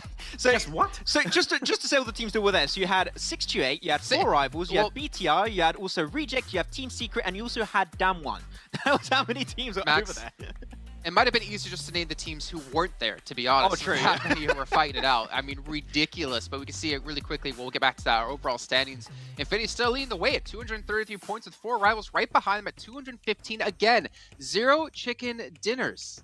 The fact also that they got so many, I have to check exactly the numbers for their placement points, but they were, I think, 10 placement points away from Infinity at the start of the day. Also keeping in mind that there was so many more chicken dinners going the way of Infinity, whereas 4 rivals have none, so they just show the extreme consistency of 4 rivals, but still not quite able to get those wins, which I'm hoping will happen. I mean, it's not even I'm hoping, it's going to happen one day eventually. Don't quote that in like a week if it doesn't happen, we'll have to see, but on the second page, we're seeing Damwon still struggling to get the results they desperately need right now. Yeah, I think you mentioned, Tarzan, the victory they had yesterday, the amount of points they got from that versus how many points they got over on the day. I mean, it basically just came from one match. Yeah, but that is so important, like, for some of these teams. It's, yes, you can say, hey, it's all just that one game, but what it allows you to do mentally, I'm going to use this term, you can mentally pop off, basically, and that will allow you to go up very, very far. And right now they are making sure that they have at least 1 games like that every day, and that is going to help them so much. Yeah, and now can we go back really quickly back to that cluster of a fight that happened? I mean, honestly, like, best case scenario, you come out of it alive, but you're still not going to have all 4 players alive generally.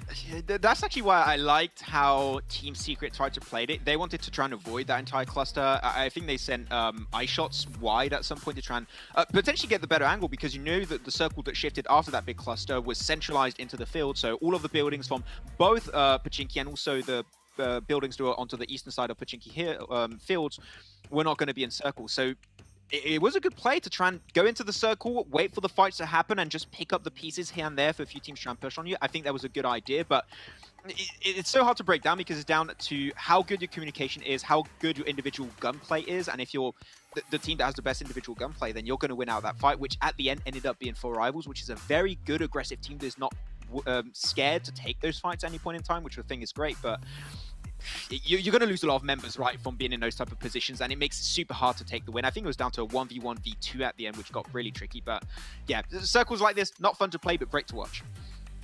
Well, hope you all at home, yeah, great to watch. You've been enjoying what you've been seeing so far. We still have the treasure box going on currently within PUBG Mobile, within the esports center. As long as you guys are watching either there or over on YouTube, you're collecting currency that you can use to unlock one of 3 permanent items. I know Maxman's still working towards his first one. He's going to rub it in all of our faces when he gets it unlocked. But you know what? I feel like you should rub it in our faces when you do get that one done and behind you. But as we talk about being behind us, well, we have 3 matches today there. But we're going over to Sanhok. Things are going to get very moist. Things are going to be heating up. And honestly, we can't predict who the winner will be. But what we can predict is we'll be back shortly after a break.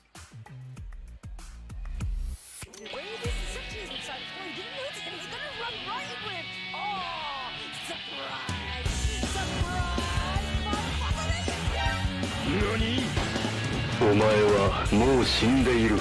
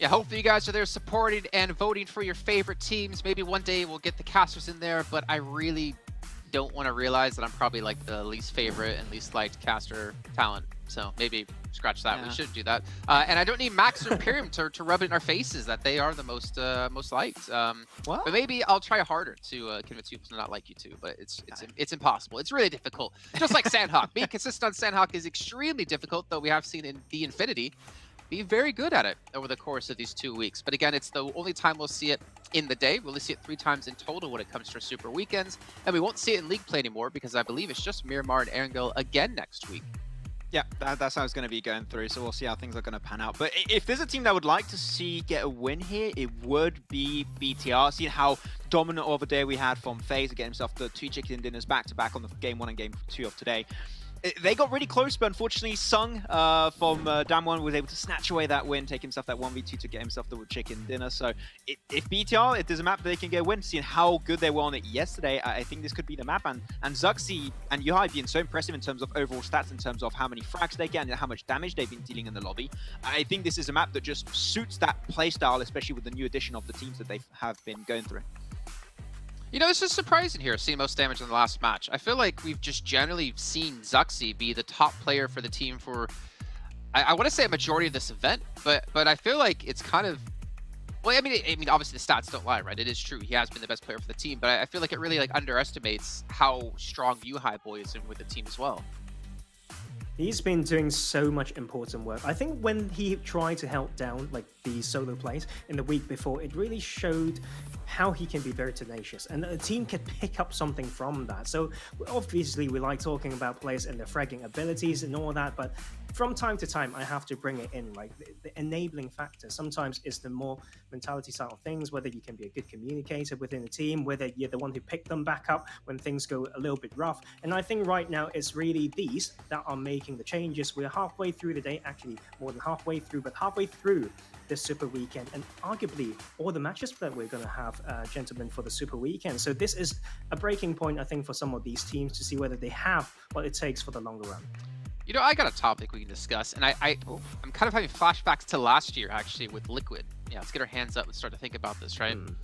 If you're BTR, okay, Tarzan's not doing it, but that's fine, we'll go on without it. If you're BTR and you're such a big brand name in Southeast Asia, and the stars on your team have been known worldwide for such a long time, I feel like, and we talked about this last year, is like when you bring Liquid in, do you force him to play your play style, or do you allow your team to play around him a little bit more? Like, do you force him to slot into your team the way you want to?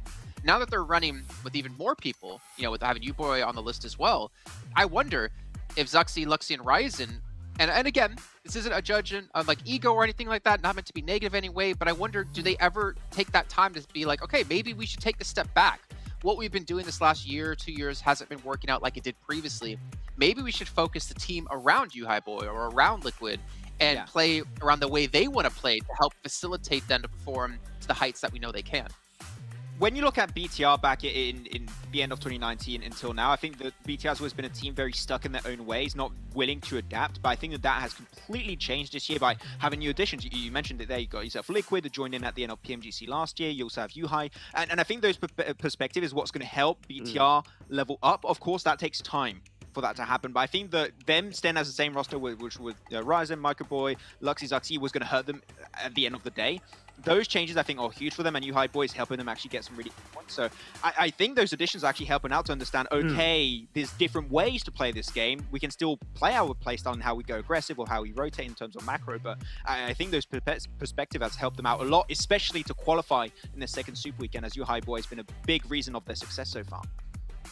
Okay, well, maybe we can dive into that a little bit more after we see how it performed here on Sanhok, but now it is time to jump into that map. I'll throw it back over to John, Allen, and Blake.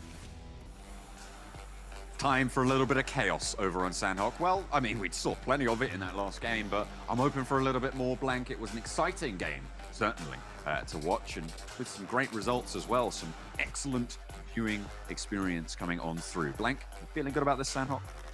I'm feeling good about this, Sanhok. Hopefully we get a couple more of those rubber chicken moments that we saw last game, because those were crazy. Those were seriously, seriously crazy. So interesting to watch, but we are heading over to Sanhok. And it's weird that we come from an Erangel game where we're like, that was ridiculous, and we come to Sanhok where we expect ridiculousness, but I want these players to calm it down a little bit. That was a little bit too much for me last game. You know, my heart's beating, the blood's pumping.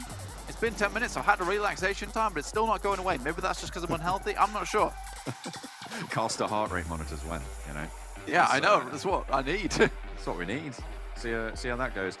Drops coming through on Sanhok. Fairly northerly playing path, but again, Sanhok is very small. Everyone should be able to drop wherever they want. The Infinity have left one of their players dropping out fairly late there, and actually over towards Mongnai and very near to DRS on the northeastern side. And 3 teams currently occupy that northwestern island as well, with a central circle drop. I mean, this is very, very similar to what we see most of the time with the Infinity, which is this 4-man split over the north side of the map where they get a lot of information through and they can start to sweep down towards the south side. We've seen them head up all the way to Cow and then sometimes just drop there as a 4-man unit. So I'm not sure what the difference maker is for them. Zoom out though. Nice spotted pop. He spots him indeed and takes the kill as well. Early first blood. Oh, beg your pardon. Early first blood. Beg your pardon. On the northwestern island coming through, and MS Chumbury lose one of their players. Yeah, I was actually going to talk about MS Chumbury, but this is probably not the best time to do it, but I'm going to do it anyway. This is not the team I thought I would see 205 points at this point in the tournament, to be honest with you. You know, they started very, very slow, and there still hasn't been those massive moments where I thought to myself, damn, this is a really good team. But MS Chumbury's making it happen. Still, more ridiculousness coming through with these early shots coming on Sanhok, which is to be expected. But again, it's so weird coming from such a fast-paced Erangel game to here on Sanhok and getting it all again. Either way, it's exciting. Yeah, and they've managed to surpass that sort of 200 point benchmark that I'm personally looking at as a fairly safe place to be, not just in this Super Weekend blank, but for qualifying to the finals, right? So the fact that they've got 205 points on board means that the lion's share of their work, or the Sharks' share of their work, if you will, because that's a funny reference to their logo, is already done, blank. It's already been completed. So that is great news for them. Tongjabao and Cryptix, though, both not quite so lucky, and both taking some early knocks here. I like that from Lons there. Sir's watching the entire time. Oh, God, man, hand goes down. Sir's watching the entire time, and then Lons is like, I will take the shots. If you're not going to, I would do it. And then Sir's like, well, no, I was going to kill him. I was going to kill him. Promise. And then takes the Vector That's out. my point. Oh, that's my point, bro. Come on. Cryptix, they start to move away from the party over towards that. I believe that's the western side of the cave at the moment. So they're looking all right. They're still on that bridge, though. So BTR might be able to get some shots over towards them if they would like to look in that direction. FaZe had a very big split towards the beginning of the game, down towards Quarry and up towards the top of Bootcamp, but they're starting to bring that back together now. Reject on the south side of Bootcamp.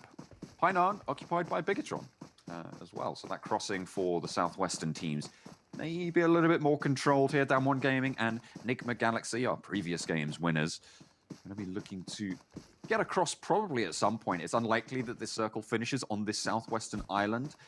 If you're a team on that southwestern island, do you have an ideal location that you're going for in these next circles? Or are you looking... Oh, that was a self... I just saw that replay from Reiji. That was a self-knock from the nade. That's unfortunate.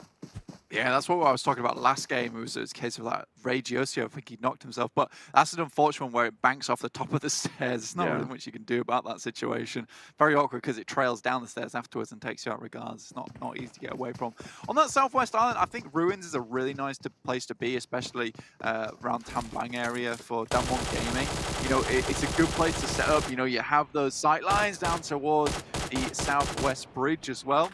Lon's taking shots from Genesis Dogma, who have been fairly quiet so far. You know, I want to see a little bit more out of this team. Still 209 points, very safe at the moment. So, you know, they can calm it down if they want to.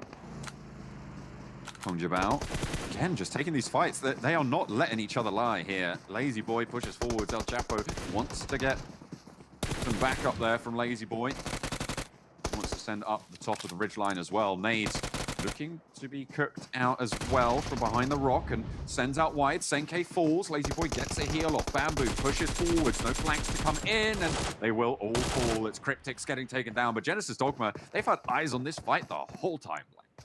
Yeah, they're hot on the trails. I think Lons is not likely to get back up again. Already knocked earlier on, so he is bleeding out fairly quickly. Tongjabao should be up to 2 players, but that's about it. But yeah, Genesis Dogma, after party, they're back in this one. They're looking to pick up some extra kills from that fight, and that's fair play, especially with the amount of information they now have.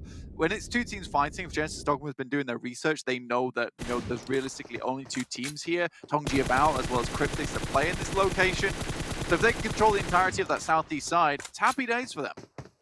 Okay, Rico Infinity team spot out Beer 11 from FaZe Clan. And FaZe lose one of their players. A very strong player at that as well, so they're down to 3. When these circles drop right in the center blank, it feels like there's a lot more fighting that happens in these first 10 minutes.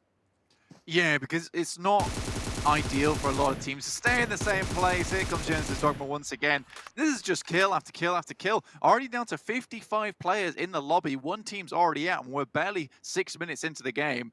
So very, very cool stuff here. Genesis Dogma doing their darndest to clear the southeast side. But you are right, John. When we drop center, there's no real location that anyone on this map can hold on to. I think the only place that is very strong would be Stalwart in Bootcamp. You know, FaZe Clan no longer dropping in that location anymore to fight out against Stalwart. They realize that they're losing that fight too many times to them, so they'd rather just try and get some more points here on Sanhok. But already not starting out well for them after they changed their spot. Genesis Dogma will finish out that last player from Tongjabao. They do get 4 elims though, so a decent amount of points from Sanhok. It's not the best in the world, but at least you won't go out of this game feeling too hard on yourself. No, I mean, it's not ideal, but you'll take it, right? FaZe Clan nipping at their heels, though, on the points totals. You could see 89 points to, I think it was 120-something. I didn't quite catch that, actually, towards the end there for Tongjibao. So the fact that there's a team on one Super Weekend that close up to your backside, it's not comfortable. And so you want to be getting a little bit more of an acceleration on, right? You want to be getting more than those four points. So even though it's a decent result, it's not really what they're looking for to try and get a little bit further up the tables. Yeah, and I think Sanhok's probably one of the few maps where Tongjibao can start to get those points and run away with it from FaZe. Who tend to have a lot of difficulties on this map. You know, they've moved out from bootcamp, but now they have to deal with Rico Infinity Team, who've moved down from Paradise Resort. Nadenhen for Tony K throws it in towards that play on Rico. SK Ton just about gets away from that one, though. Look at Fidan as well, repositioning. They want these off angles, and a nice nade put in behind finds one knock, and Vintorez with the backup, and As on the flank might have been spotted out there as well, as FaZe have a pretty commanding position on the top of this hillside, and As moves through, probably feeling pretty safe, but no, he gets cut down. They are going to strafe across, and it's going to be good news for FaZe on 3-player standing. Moving up, they want to try and control the rest of this hillside as well. They know where these knocks are coming through, but Tony gets shot at. Fidan stops them on the back line, and they lose yet another player. This is really not what they were looking for, and 3 players now standing and alive for Rico Infinity Team. It's turned around. Yeah, I mean, if these 2 players from FaZe can clean up the final players from FaZe, from Rico Infinity Team, they will be in good steading, because that southeast side, that northeast side of the map, extremely clear at the moment, as other than the Infinity, who's up towards that north side. So FaZe will be able to just chill, hang out for a long time, and it will be fairly comfortable. But again, you do have to get rid of these final players from Rico Infinity Team. Already a knock comes through from Vintorez, and now it's down to MR5 and Vintorez to finish this one out. Not the players that you would put a lot of the highlight on. I would say that Tony K and Beer 11 would be the ideal duo, but this is now time for MR5 as well as Vintorez to really show us what they're made of. Seems to have a split either side. There's a crossfire, but they are really at risk. And there we go. Fidan goes down first there. MR5 able to do it. There's a bridge camp going on for Dan1 Gaming as well in the meantime, as Ponsai goes down and gets flushed out. MS Jonburi, they're getting picked apart. They are just not finding these fights. And look at this. Vintorez up for one. Looks for more. SK Ton finally finds it, but MR5 wants retribution. SK Ton last standing, low HP, is going to be worried as well. MR5 got a knock on one of his teammates earlier, and he is looking to actually move into this fight. They want to continue to take this. They know that there's only one still standing, and MR5 cooking the nade, wants to pop it behind the tree, looks for the angle, doesn't quite know where to find it, and behind the building, that's not going to be quite right. Looks for more nades, looks for more stims as well, but top. Oh dear, Stalwart, they are descending from the top of the hill, 4 players strong. They were angry about not finding that final win over on the Jinky Fields finish, and they want to just ruin everyone else's day now. Rico Infinity Team, they're going to suffer it. SK Ton last standing again. I think for Stalwart, it's a very obvious fight for them. It's like, well, FaZe aren't here, so where else can they be? They have to be in this area. There's not many other places that are clear on the map to drop in. So let's just head up towards the top side and take a fight with them. It has to be Rico Infinity Team. This fight has been going on for so long that Rico Infinity Team, they must be weak as well. So it's a very good call from Stalwart to move up towards this north side, considering that the circle is very central and bootcamp is actually looking like quite a juicy position right now. So I am actually extremely happy with the way Stalwart played that out. You know, it was very well calculated. They thought about what was going on, why Team FaZe hadn't dropped on them, where they might be, who they might be fighting. A very, very good result from Stalwart, and that comes from like knowing the game and knowing the tournament. And you got to put it this way: is that we have been speaking to Stalwart as having one of the best team fighting abilities within the lobby. But not only that, they are a smart team, and that's shown right here.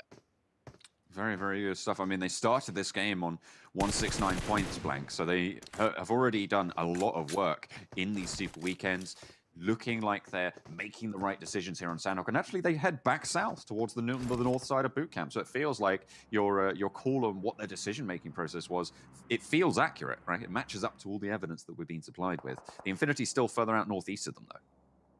Yeah. One thing that we have to quickly talk about, John, there's 11 teams left. 11 minutes. No, wait. So no, that isn't a lot of teams. I take that back. Yeah, there is a very little amount of teams considering we're only this far into the game. It's incredible to see, and this has been to be fair, we've seen so many Sanhoks from the East League where they've been extremely quiet. Not very much how we would usually see this come through. And right now, this is more of a usual seeing on Sanhok, where it's very chaotic, a lot of fights coming through. 4 rivals going against Stalwart, and they just crumble under the pressure of this team. They've taken shots from Reject beforehand, so they're only down to 3, but Stalwart happy to pick up some additional points here. I don't even think that they've taken a tick of damage there against in this fight in a full versus a full 4 team, and not only a full 4 team. Blank, one of the best teams in the tournament, 4 rivals. They just wiped them right there. I mean, they haven't been okay, fine. They haven't been fully wiped, sure, but like their presence in boot camp. They went out north, dealt with their northern threat, came back to boot camp, and just said, "Hang on a minute, this is ours. What are you doing here? You can't stay here. Get out. You can't get stay out here. of here. That's not okay." I think for 4 rivals, it was a very awkward push for them, to be honest with you. Reject also had eyes on, so it was a stressful time. And it's sad for Appy because he was barely in the water, got knocked, but obviously if you get knocked in water, you just immediately drown and die. So unfortunate stuff overall. Reject, though, a team that I have been so happy to watch so far. You know, it feels like a wealth of experience, like Imperium said before, is been drawn upon right now for this team throughout the entirety of tournaments that they've managed to make it into, but not get too far in. But in the East League here, they're really making a name for themselves. And I think Reject can be extremely proud, considering this is such a long-standing team that keeps fielding these players, keeps sending them out to these tournaments, keeps supporting them. And it's very similar players as well. It's people that we see time and time again. I think Japan has actually found a winning roster here now, and I am extremely pleased to see it. 158 points in the games that they've played so far, Blank. It's very good news for the Japanese region and for the Japanese hope as well. 158 is a really good score to have over 23 games. Obviously, when you add on that 1, you get 159, which of course is slightly greater. But either way, they've had a really great run. You're right. And yeah, I'm looking forward to what not only they can do in the rest of this tournament, but what they can continue to do, as they seem to be a fairly consistent roster, as you say. And that's something I really love about that roster in general, is that they have stayed together. You see a lot of, you know, changes, a lot of chopping and moving around, but I mean, we always see Reiji on this roster, right? And it's a name that I love. I love casting.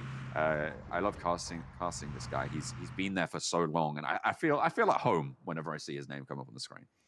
Yeah, well, I mean, you've got so many good names on that team. You've got Sari, you've got Divine. You know, we really do have the cream of the crop from Japan here coming into Reject, and they always field these players. Look in the circle, though, down towards the south side of boot camp on Painan. So BTR happy with this one. Don't have to move too much for the time being. Enigma Galaxy on that southwest side. Can't really count these guys out anymore. I mean, they have been playing more how we see them play in the league play in the Super Weekend now, which is good to see. You know, they've somehow been able to realize that playing against 16 consistent teams over 15 games, actually that usually is easier than playing against, you know, a different set of teams every time, where you've got to kind of figure out your drop spots, think about what everyone's doing in the lobby. It gets a little bit awkward. Here you can just rely on that pure skill and understanding of where people are playing. Mafia Ninja God, spots. Stalwart, stop! They're taking on 628 now, and doing well by the looks of things, but Infinity have problems of their own. Mala moves up, doesn't go down, but there's the off angle as well from Nima to find 1 and 2 as well. Good rattles coming on in. That'll shake the crib. 2 players now left for Infinity. Newsy has the M24. Not going to pop those shots just yet. In the meantime, though, on the southeast side, it's Team Secret and Genesis Dogma. Satar tries to go in and out, but he gets shook all about by those bullets raining into the body. Not going to be a good time for him. Goes down, gets flushed. Daybot down as well. Not going to get rezzed just yet, although they are trying their darndest. Genesis Dogma Booms moving up to the top of this hill for an off angle. Yeah, Nickel still alive for the time being. Looking to see what he can get done there, but I don't think it's going to be fair too much. Booms has got some great off angles for the teams every single time. Nickel gets back up to full HP, tosses that Molotov, won't go anywhere. You know, I think he's flustered right now, and that would be the only thing I can think of. I think he's trying to stop people jumping out, either just make his life easier. Hang on a minute, there we go. Was that Booms chiming in? I think it was. Sniper from the heavens. Mordecai doing the work. trying to keep them alive. Bigatron finally left by Narn. They moved up to the compound that Reject currently holds, and they found out all about what makes Reject so strong, the Japanese team that we've been banging on about. But unfortunately, there's nades sent back that way. Is this Stalwart coming in to fight it as well? The nades go back and forth. 2 players from Bigatron go down as they try and cross the road, and Divine falls. Reject get crunched. Okay, I didn't think it would go like that, but Stalwart chime into the fight. There's teams on the north side as well. Everybody wants a piece. Stalwart's fighting Reject and Damwon Gaming at the same time. This is unbelievable showings coming through from the guys from Stalwart at the moment. This is a ridiculous game. They're already on 9 elims at 17 minutes. This could be one of the biggest kill matches that we've seen in a long time, John. They just need to keep on making it, and with 4 alive, with the number of kills they've got, they're going to have a lot of supplies on board if they've been looting up, if they've been moving through for those boxes. So many elims already are right on the cards, and only 3 other teams have 4 players alive, Blank. Yeah, and they're in a really strong position within this circle towards that northwest side. They're in a position to hold out 6-8. Have had to move from that strong compound that's just on the rivers. Now they're on the bank. That's a cheeky play coming through from Kid there. Doesn't quite manage to make it happen. Looking for that final player from Genesis Dogma. I believe Booms might just be off in the distance as well. Yes, he is. Pushes out. Kid wants the fight here. And actually, Jumper burns himself? Question mark. Kid now in a 1 versus 2 as Booms descends from the hillside. They're going to have to leave. I think Jumper's done for. Kid, just get out of there. Try and stay alive. And Booms is going to start posting nades through the window to try and keep that pressure up. It's not going to find the first. The res, I don't think is possible here. Kid swings out, finally going to get eyes on. Takes some damage, though, for his trouble. Moves out into the road and gets shut down. And it's going to be the end of Team Secret there for their run in this Sanhok. Stalwart get the next circle. This is great work from Genesis Dogma. Action goes very low, 6-8, not quite able to make it happen. And up this hillside, it's going to be really rough for them now. 6-8, basically kings of the hill. How do you dismount these guys? I do not know. You're going to have to be one hell of a warhorse to buck these guys off this mountain. DRS to the east, 6-8 to the west. Damwon and Bigatron to the south. And 1 lonely player from the 4 rivals on their north side. They have a lot of people looking to move through here, Blank. And they need to control it. 4 rivals moves out into the blue just to stay hidden for a little while longer. Luxy and the team moving up to Damwon Gaming's position. They found a little bit of a compound, but they took shots from Stalwart earlier, so they're not full force at the moment. Bigatron now locked in the fight. 4 players. DRS though. Alive. DRS, yeah, they've moved a little bit further south. Maybe they want to get eyes on this fight, play a third party. Zuxi, he's going to take shots from the back, and it's Mafia Ninja to get that first knock onto the fray. Booms does take damage as well. DRS now taking fights with 2 players. Okay, so that's actually Genesis Dogma trying to go out all the way in the blue. I feel like they're going for a heal strat right now. With 8 teams remaining, though, you've got to wonder how long that's going to last you. How many meds have you got in that back pocket? Oh my God. Pushing down the hillside. Look at a sideswipe onto Bigatron. There's a player a little bit closer, though. It's Luxy behind the tree. Stalwart get definitively the circle here. So no one's going to be able to crest that position. They're continuing to hold the hillside. Zuxi, though, with an incredible spray down. They knew they had to go now and get into that building, but Luxi not quite able to get into the door. That has to be a quick res coming through before DRS. They cascade down this hillside. 2 seconds before the blue zone shrinks as well, and it will be moving through. DRS controlled this fight beautifully, but now they have the big challenge ahead of them. They have to push into Stalwart's position. I'm wondering what this Lone Ranger from 4 rivals is going to be able to do here, Blank, because I think this fight is all but done. Yeah, both teams losing those players. Favian falls, Damwon Gaming, Bigatron eliminated in the blink of an eye. Nickel. Oh no, mate! You've not been able to get you. I think that was a graphical bug. We weren't quite able to see him getting off that first aid kit. So the Damwon Gaming will go down. It's just been fighting all over the place to try and get into position to actually hold this hillside, but Stalwart been doing a fantastic job of it. But you're right, 4 rivals, they've got an insurgent in this game. And I think getting to 5th place, this is what 4 rivals are great at, just getting those consistent points. But DRS, they're starting to get up the hillside. Great smoke usage here to get up, but look at this actual haul from Stalwart. It's unbelievable. 11 kills as well now, Blank. They have really started to stand tall on the top of the hills, finding 1, 2, 3 knocks, and DRS just getting mown down. They find a knock in response, or someone does, on the off angle, but Pika swings down low and will pick up the pieces. The nades not quite coming through. They don't even really feel they need them. AJ last standing atop. Feels like he has the info. Hits the deck again. Gets the reload off as well. Very, very fast on that one. Very efficient. And AJ under a lot of pressure. Finally spotted out. 15 kills for DRS with some still yet to come. Action spots Ralph in the grass. And Lord healing out in the blue as well. Now it's just Rith from 4 Rivals. Yeah, this is the Enigma Galaxy strat. Try and get further into the game. Like you said though, it's just Rith now alive, remaining for them. But he has the circle. I really think Stalwart have to come down from the mountain. I wonder what he can do here. Again, it would be a 1v4. It's very unlikely. I do think that Stalwart are going to be finished this game extremely strongly. And you're right, John, they were looking for vengeance. Genesis Dogma, I feel, had less first aids. Rith in these buildings. I don't know if Stalwart think there's a player in there. I feel like the way Scry is running around, they don't think that there's anyone inside. Spots one. No way. He's got 2 now. He knows the info. Looks for the push. Scry spots him. Okay, now the jig is up. Has to push out, and he will fall down. Stalwart claim the victory. Lord will be going down. Second place for Enigma Galaxy coming off their chicken dinner. It's a good point score, and Stalwart stymie everybody's ascent and will take the chicken dinner in dominating fashion. And this is how Enigma Galaxy got into this Super Weekend in the first place, assisted by some great wins on their other maps. But Sanhok, they would heal it out, they would make it towards the end, and they would get a decent posting towards the top. Second place is beautiful. Honestly though, John, Stalwart, goodness me, what a game from them. They looked like demons on that map, and no one could stop them because they were just going from town to town, slicing you wherever they went.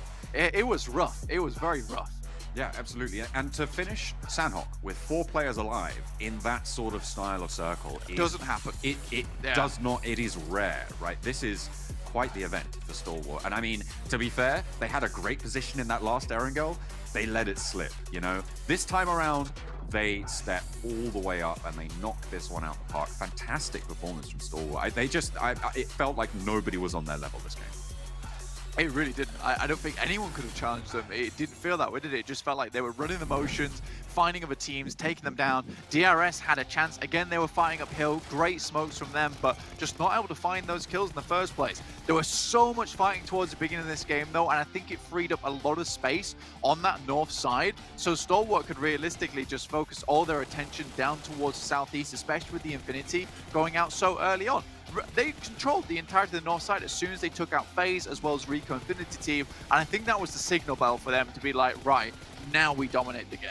I think they were pretty close to that boundary of 200 points to look even safe to qualify for the finals, and so I think with this win, they might just have been able to do it. I didn't track exactly how many kills they got in that last game. For Blank, they had 15 towards the end. I think they picked up at least 2 or 3 more towards the end. Yeah, 17 right at the end there. So they had a massive game coming through. 32 points in a single game. That I can't remember what the record is, but that's going to certainly be close. 17 kills for Stalwart Gaming on the Sanhok Chicken Dinner.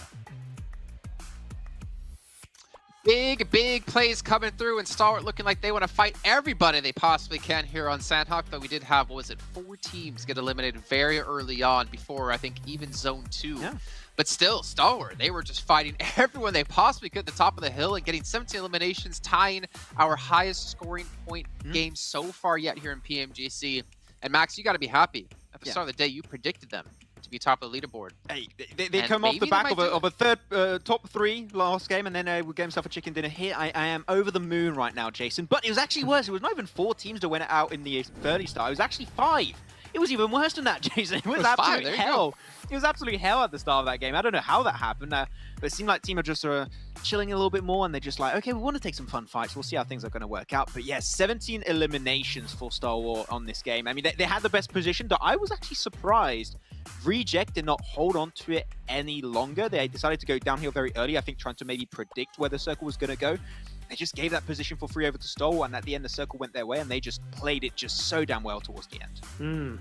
It's so hard, right? For that type of landscape, if you fight within compound, someone would sneak up like around the mountains surrounding and then punish you on the next rotation. But I really like that game, guys, because we are seeing the adaptations being made. We talk about punishing other teams based on their phase 1 tendencies. We are seeing quite a bit of that now. And I think that is the needed step for teams to be world-class, and they are starting to show some signs of that. The unfortunate part was we saw 4 rivals finished with 10 points in 3rd place, and obviously Enigma Galaxy finishing 2nd with 12, and it all came down to like a 5-second window of just staying alive, and you would have been able, at least for 4 rivals, to get another 2nd place added to their tally. But either way, Saltwater Esports action, getting the MVP with his 456 damage, his 3 eliminations, and I'm actually really curious how the rest of his team did in eliminations, right? Because he only got 3, but he was the MVP. There's got to be some people with like really low damage, but really high eliminations. I really thought the MVP of this game was going to be Top, because he was in that little sniper position that's really strong, that it's really hard to breach unless you have the grenades. And he had a Groza too, and he was just having all of the players of DRS getting clumped in one singular position and in one singularity, and he could just pick them up left, right, and center super easily. So I thought Top would be there, but as you said, the stats must be really close in between the players. But man, Enigma Galaxy was 107. Yep. Oh. No, I don't want to see this. I don't want to see Max be right. Saltwater Esports are 5 points behind. If they're 5 ahead of Enigma Galaxy in this next match, Max will have predicted correctly, and Tarzan, I feel like our hopes are pretty much gone here. But you know what, like, I think it makes a lot of sense. Like, the way that they played that game as well, sometimes we see teams having a good drop, like they call that place home, but the power positions around that particular drop, they didn't play that quite well. But John and Blank mentioned it as well. They were trying to take 2 or 3 teams at the same time, mid-range, long-range, everything. So that is much deserved chicken dinner. Is a really huge bounce for them that we want to see. Yeah, looking down the list though, as we get into the 2nd page, Rico Infinity Team, I mean, really having a rough time, but to be fair, they weren't bottom going into this match. DRS, I think you pointed out, Tarzan, probably one of their best performances we've seen out of them so far in the Super Weekend. Is important. Like, this is about time to wake up, right? Like, after all, it's the 2nd last game of the 2nd day, and they had a very decent week 1, and it feels so bad.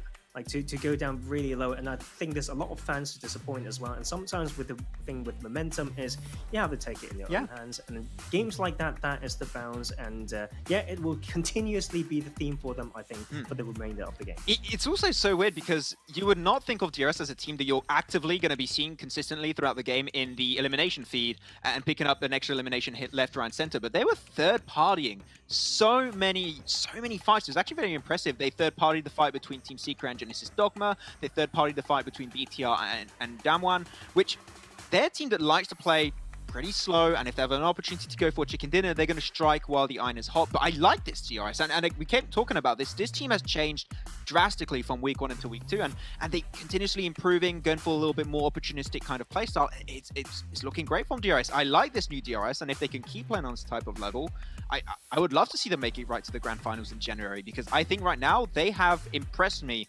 more than many other teams in terms of how they've improved over time, and I want to see more. I want to see them frag out and get those chicken dinners now. I mean, the thing is, right, DRS had 134 points in the first Super Weekend. Like, they were one of the top earning teams, to be completely fair. If I'm reading this correctly, they were like the 3rd top scoring team. And it's still improving, which is insane. Yeah, well, I mean, yeah, but they've only had... They've had only 30 points so far in the Super Weekend, and they had 134 overall in the first Super Weekend. I don't think they can make up 100 points in tomorrow. So in my opinion, they've gone down, but they have also started to adapt their strategy, which you pointed out many times. You want to see out of this team, who seems to be so hard-headed when it comes to just adapting and changing up their style. But you know what? We still do have 1 match left to go. Maybe DRS can take this one home and start to claw up a little bit more points in their favor, but we have to find out after a break.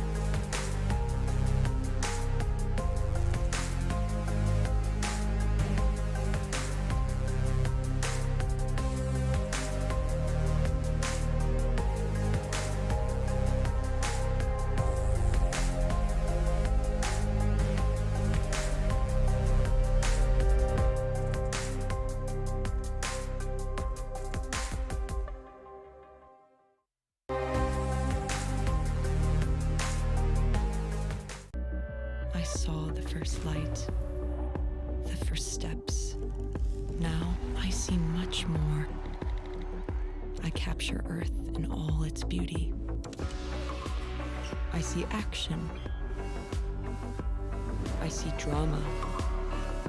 And I see it in the finest detail. Moments of inspiration. And the first steps. I am the 1+9. We are back. I'm about to hop into the final match here of our second day of our second Super Weekend. I cannot believe we're actually almost done with week 2, meaning we only have 1 week left until we get into our finals of the Eastern Conference. And like I said before, of course, it will be over on Erangel. FaZe Clan able to take a victory earlier on. Enigma Galaxy able to take one as well. And I'm not going to lie, I'm going to be a little bit biased here, Max. I want to see Enigma Galaxy outperform Stalwart Esports. If I'm not going to be right, I don't want you to be right. If you can't get the win, nobody's going to get it at the end. But hey, gotta say, Stalwart has been playing this Super Weekend way better than what they did in the first Super Weekend. They had a little bit of a rough start with that first day yesterday, but they definitely feel a lot more comfortable in how they approached the game. They're fragging out big time, but yes. I've seen top there with 9 eliminations, but the MVP was Action with 3. I really wonder how much damage he did in that last match then to not be MVP, because the survival time should have been the same, right? I think I can get the numbers. You'll have to give me a sec. I think I can check the numbers, but that must be a huge difference 2, if you can make up 3. Actually, okay, but 4. It's a way of it's a figure of speech, Jason. Yeah, no, didn't claim it. But I think He this feels the game pressure going right in, now. Yeah, Go like ahead. it's great, like for Stalwart to be doing well, because we've seen some, how should I say, almost linear play from this particular map on Erangel. I mean, it's actually quite punishable if we think about how they love Nova, right? But speaking of Southern Island, we have to talk about the Infinity, because Jason, we put our faith onto them, and it's not really working out so far today, but it's a little bit of the claim from 628 against, you know, the Western Bridge situation that they didn't quite adapt to. They just keep going through that, and 628 say, no, just keep coming back, and we will try to eliminate you again. Okay, well, I believe the match is about to start, so we are going to head over to our commentators. Guys, it's the final match of the day. John Allen and Blink, take it away. We are into the third match of our run here today, and the fifth match of the day. There we go. Let's get a little bit of ratchet and clanking going on there. Certainly going to be banging about a couple of teams here today. Certainly being chaotic over the last few. Yeah, that last game was pretty ratchet, to be honest with you. The amount of times that people were dying all over the place, it was not good. A lot of people were just all over the place in that one. So interesting stuff, and we'll see if we get. I keep asking for a calm game. I'm not going to get a calm game, John. I know I'm not going to get a calm game. Blah blah blah blah blah. Neither of us can calm talk right now. Neither of us can talk this game. That's gonna go well. That's gonna go very well for us. That's gonna go really good. Love it to see it. Zaki down to Sosnovka. Bringing it back right now. I've got to re-attain my ability.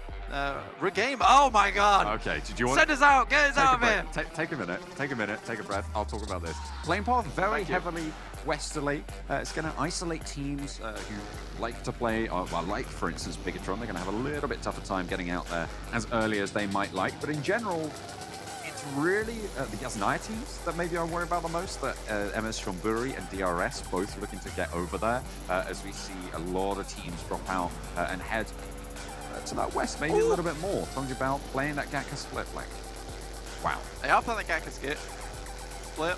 But look at this circle, man. Look at this circle. We're going to get a Sosnovka finish. I'm so excited for this one. You know, it's been a long time coming. You know, I think Kalaris sees a lot of these over whatever he's doing right now. But here in PUBG Mobile, we've not seen a few of these ones. So I'm excited for a Sosnovka finish. I know what's great about this. The Infinity don't get capped. Exactly. Jason, Tarzan, this is your time. This is now, right? Okay, this is for the Infinity to at least regain a little bit of their confidence, a little bit of their composure in this game, considering they don't have to go to the North Island this time. And 628's like, damn, now we have to go to them. But how do we get points now? Oh, no. But unfortunately for the Infinity, they've got another occupant on the military island right now, and it is one that, quite frankly, I would not want to be neighbors with. Stalwart have dropped on the north side of the island. I mean, they generally do play from this position, right? They play from that Novo spot. southwards, but a little bit further westerly this time around. So possible conflict when they try and take positions outside of that central military base. Yeah, I mean, there is definitely possible conflicts here. I do like the rejects already making their way across. Stalwarts made it towards the center on that north side. It's a very typical position we saw BTR play many, many times in the past. It's a strong spot as well. It's like right on this hillside where you can look down towards the beach just in case people try to swim across themselves. Genesis Dogma setting themselves up for that coastal push just alongside where BTR is. But I would assume that BTR, considering their position is so close to that eastern bridge, they might try and make their way across there, John. Reject. They're going to get cut down this time around. It's their turn as they pick up the point. God Tunny close by, and that's just, there's no way you're getting through there, Blank. It feels like a little bit of it. I feel like they deserve this. I feel like this is, yeah, it's their time. It's their chance. Look at me.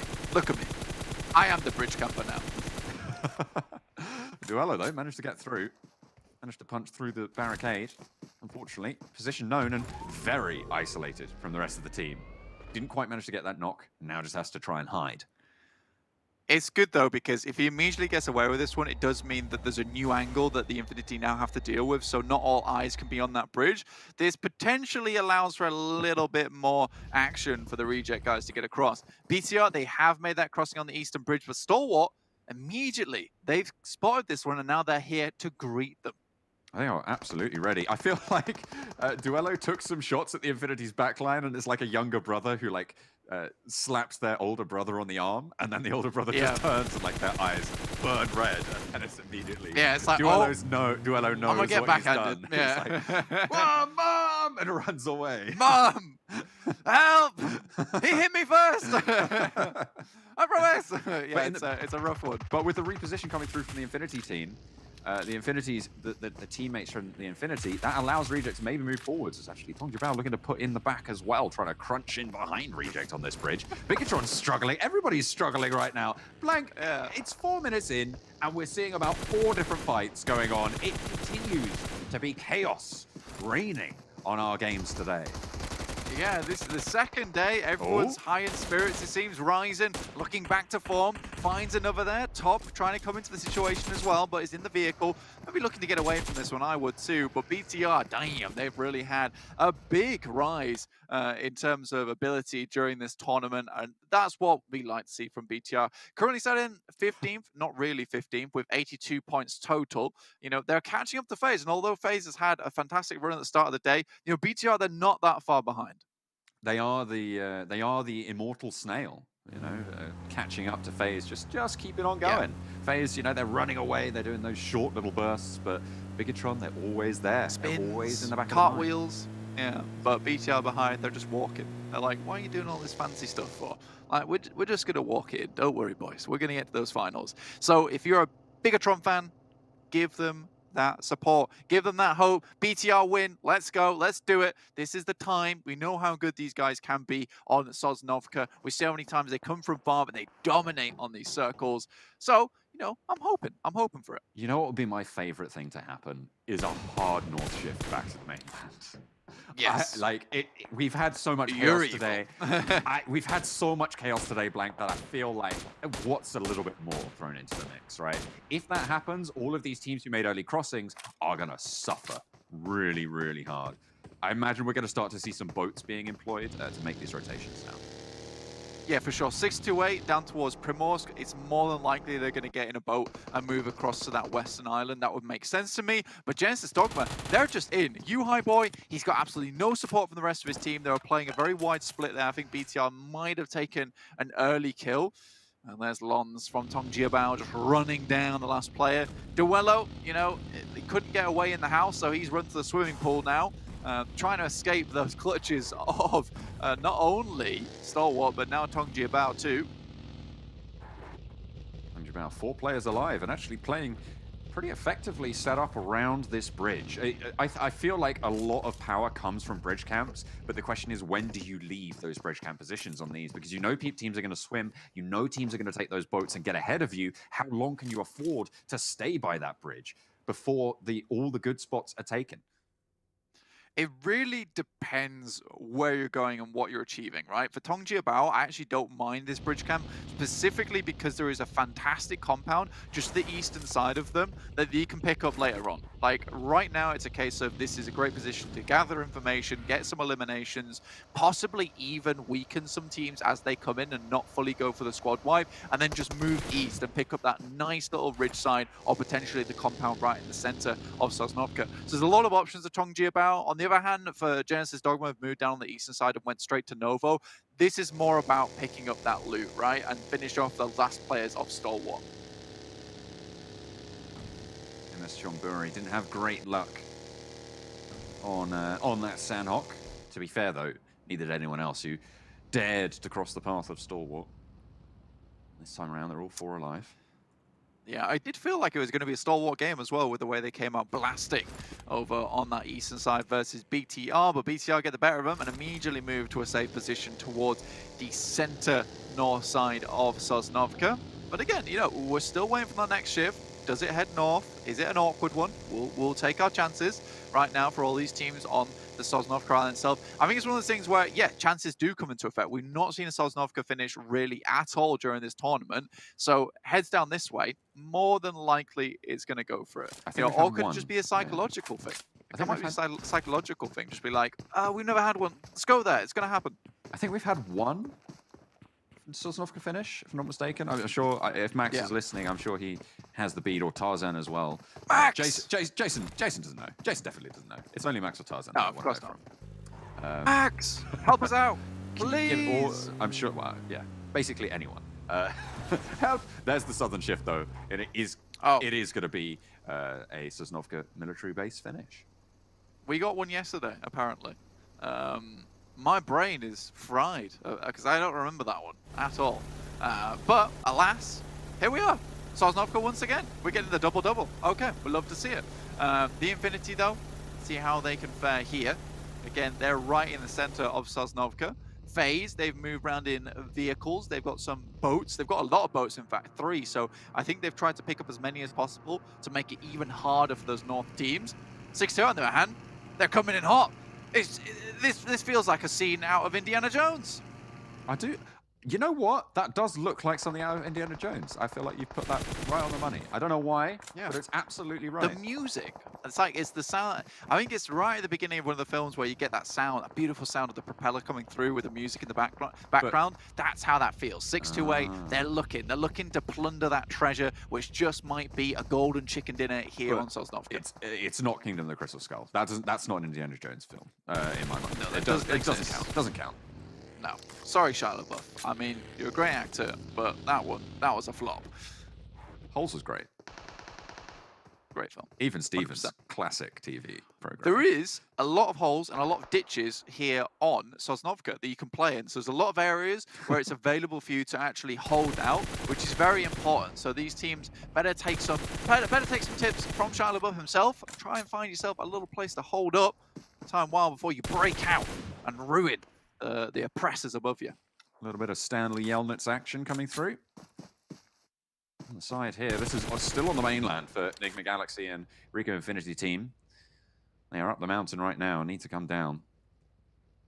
It's going to be a tricky crossing to make, though. Everybody already making their way, well, almost everybody already making their way to that island position. Enigma Galaxy, they've taken a knock in return. Ralph, unresable. I feel like you can't get him back up there. You're just going to have to sack that one off as a bad job.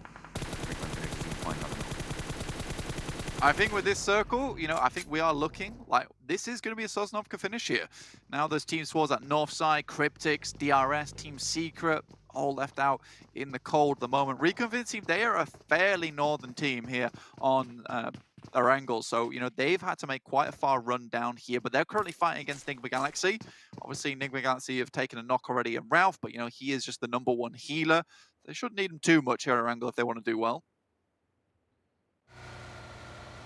Swinging around on the south side now.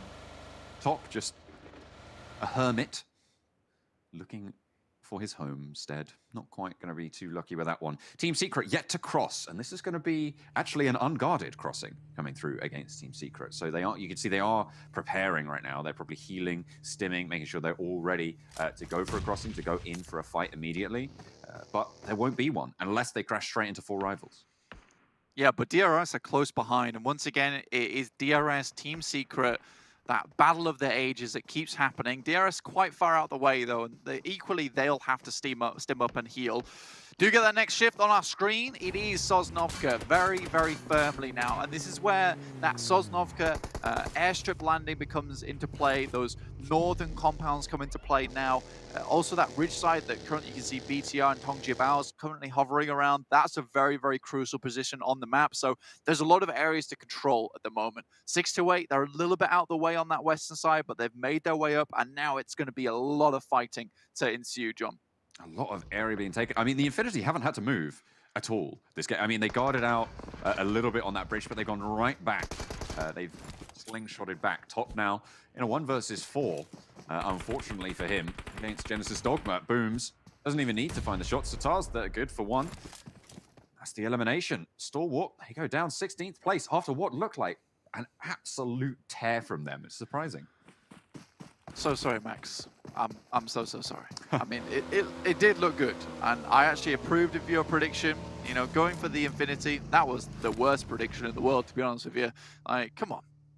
Can't go for the Infinity. They can't be consistent forever. DRS now making their way through with Down 1 Gaming hot on their heels. Team Secret made it across earlier on. Cryptic's also coming through this side of the map, so you know there's going to be a big crunch here. Team Secret still gathering information, so they have that agency in terms of they're across early. They can start to figure out what's open, what's not. But it looks like a lot of these teams are on that western side. Okay, DRS lose their player on the bridge. Forrest actually has those meds as well, can start to pop those heals. There's DRS players behind, though, that they need to be worried about. Trying to drop the K9. Fabian takes some damage, takes some bullets from the back, and has to serpentine his way out of trouble, out of dodge. Mafia Ninja needing to pop those heals. Third zone, it's going to hurt. It's not really negligible at this point. And with Cryptics coming in from the behind, you've got Enigma Galaxy, like all trying to move through this one choke point. This is too late for these teams. I don't think any of them are going to get away unscathed. Maybe Down 1 Gaming have escaped the wrath of the Blues. Maybe. I think they played it out well, but it was very dicey for them. Enigma Galaxy, you know, their hopes are going to get dashed here, honestly, because they were fighting with Rico Infinity for so long. Wow, he was one hell of a diver there. That 10 points, Tom Daly, good show. Looking like a seal, honestly, with the way he sleekly made it way into that water. Enigma Galaxy get killed. But yeah, I think Rico Infinity won that fight out with 4 members, and then they could slowly make their way across the road to the beachhead. So really, really well done to Rico Infinity to play this one out for so long. An income Team Secret from that bridge. They moved across it early. Down 1 Gaming, they sail on past, but Juni takes a knee. They can get some healing done here. The Infinity, though, might have other ideas. C-Block, their stomping ground. They know these fights. They know these positions. They know how fast they need to be moving. The timings are going to be good. DRS, they are stuck right now in this little conflict. Somebody steps up, goes down himself, but takes 1 for the cost. Freak now looking to evacuate the position, get through the DRS roadblock, as he knows that DRS are just going to be sending away. Cryptics, in the meantime, they've been biding their time. Do you think they were waiting for this fight to finish? I don't know. Honestly, I would say for Cryptics is a case of, you know you've come in really, really late. Like, biding your time is a very good thing to do here. It was the smartest thing to do, but it also puts you in a very weak situation, right? It's not going to be fun for Cryptics going forward. They've got a lot of ground to cover, and with this being the 4th zone as well, it's difficult. Reject, though, taking a massive fight with 628 at the moment. Still looking strong with the 2 players, Regiosio as well as Duello, who have been incredible today. It looks like 628 did get taken down there as well. 14 teams remain, but in come Genesis Dogma. Oh wait, hang on a minute. 628 still have 2 players left going. MS Jonburi, Tongjiabao just roll them down. Okay. In the meantime, we're seeing that light up the kill feed. Nades continue to come through. Did MS Jonburi just get eliminated? I feel like they've lit up the kill feed enough. Yeah, there they go. They have gone down. Enigma Galaxy eliminated 3 kills on that bridge crossing. Everybody else still going, though. And everyone, at least 2 players alive. There is hope yet. FaZe as well, that they've just been playing along that fencing down towards the bottom side of Sosnovka military base. But this circle here, it's going to be a bit tough. You know, you're going to have very separate infighting at the moment between that airstrip landing towards that north side of the C block, whereas you're going to also have a lot of fighting towards this ridge side that Rico Infinity team as well as Four Rivals are holding. Four Rivals are really the silent killer within the lobby. Yes, they don't have these flashy moments towards the end of the games, but they are consistently at the end of the game.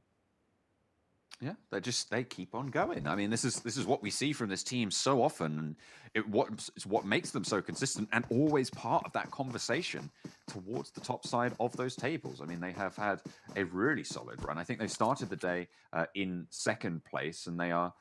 I think they actually maybe not quite second place. They have been bumped a little bit further down than maybe they would have liked. But Four Rivals, they're still in second place. I'm confusing myself. Yeah.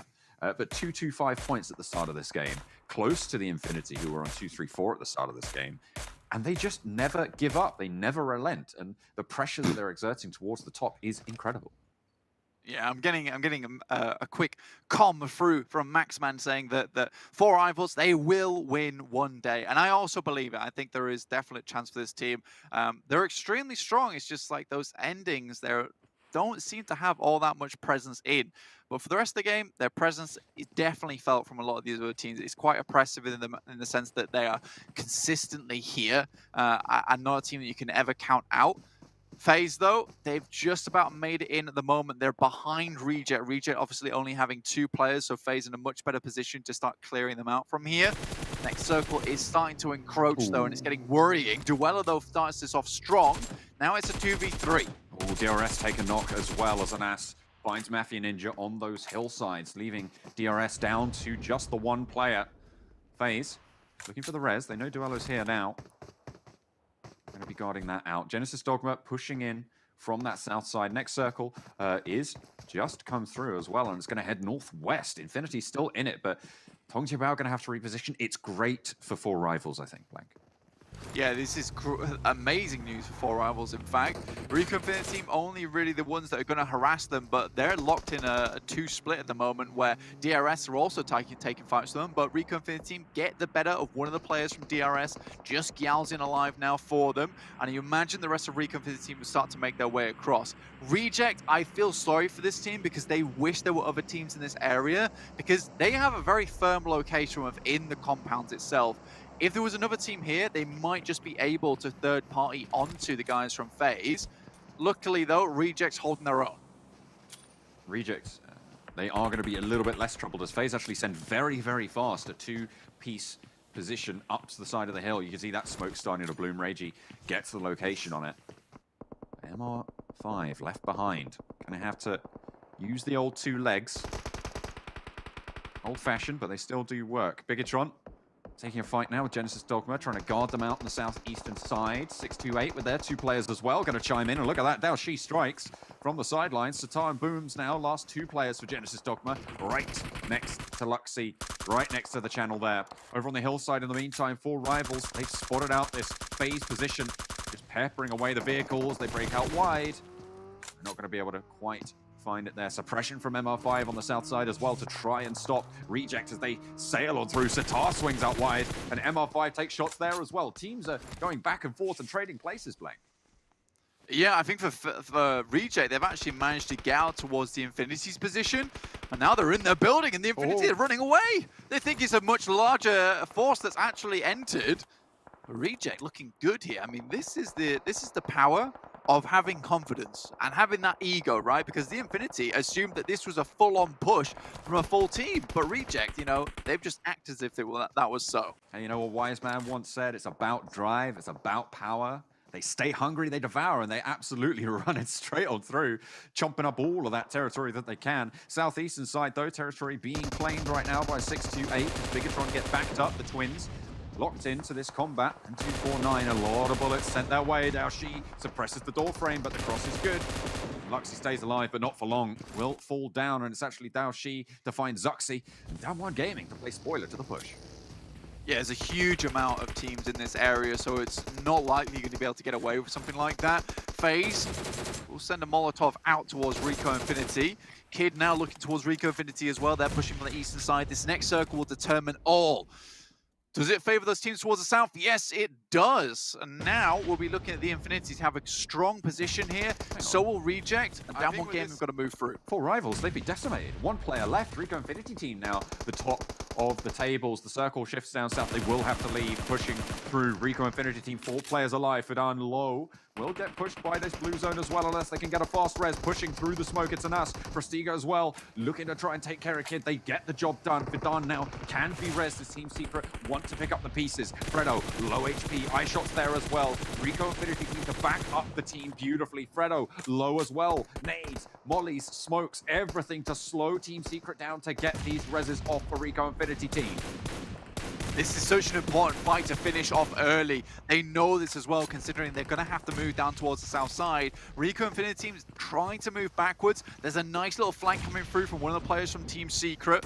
Fredo not quite able to res up his teammate there and will have to drop belly first back to the floor.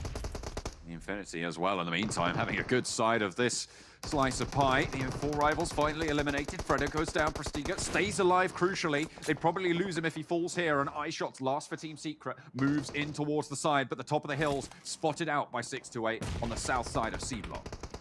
Yeah, Daoshi's got great angles onto everything at the moment. Eye shots moves his way down, but it's got Tunny to find that one out. The Infinity, 3 players up here. I might have to eat my words here. You know, the Infinity, Jason, Tarzan, I'm sorry. They are quite a good team after all. I mean, they are at the top of the tables and they're there for a reason. This is their stomping ground, Blank. They are the only team that really consistently drops in military base. So you got to hope that they're going to have a good chance here. Rico Infinity team, the last to descend from the mount on high. Looking to command all of the other teams in this C block. I think for Reject being able to buffer away phase and then also hold on to this building is incredible stuff. Now, down one gaming, coming on to the Infinity now. They're getting shut down, though, almost immediately. Got Tunny, takes a knee, however, on the backside, and Sung is looking good, but Logan's there for the backup. Fabian, last standing for Damwon Gaming on this push, and no one yet looking for the third party, although I think there are people waiting right outside. 628, hang on a minute, they're on the top of the building. I didn't even remember about that one, but still, Infinity fight on through. There's 3 players alive, and it's just Newsy standing for them. Yeah, I mean, for the Infinity, it could be one of the strongest teams within this lobby at the moment if they get these 3 players back up and running. Right now, it is only Rico Infinity team that has another team sat with 3 alive. So this could be a really, really important turn of events for the Infinity if they can keep this one going. I don't imagine Fabian's going to move out and try and finish off this fight, considering he knows how many angles are on this one. Next circle centers up towards that southeast side.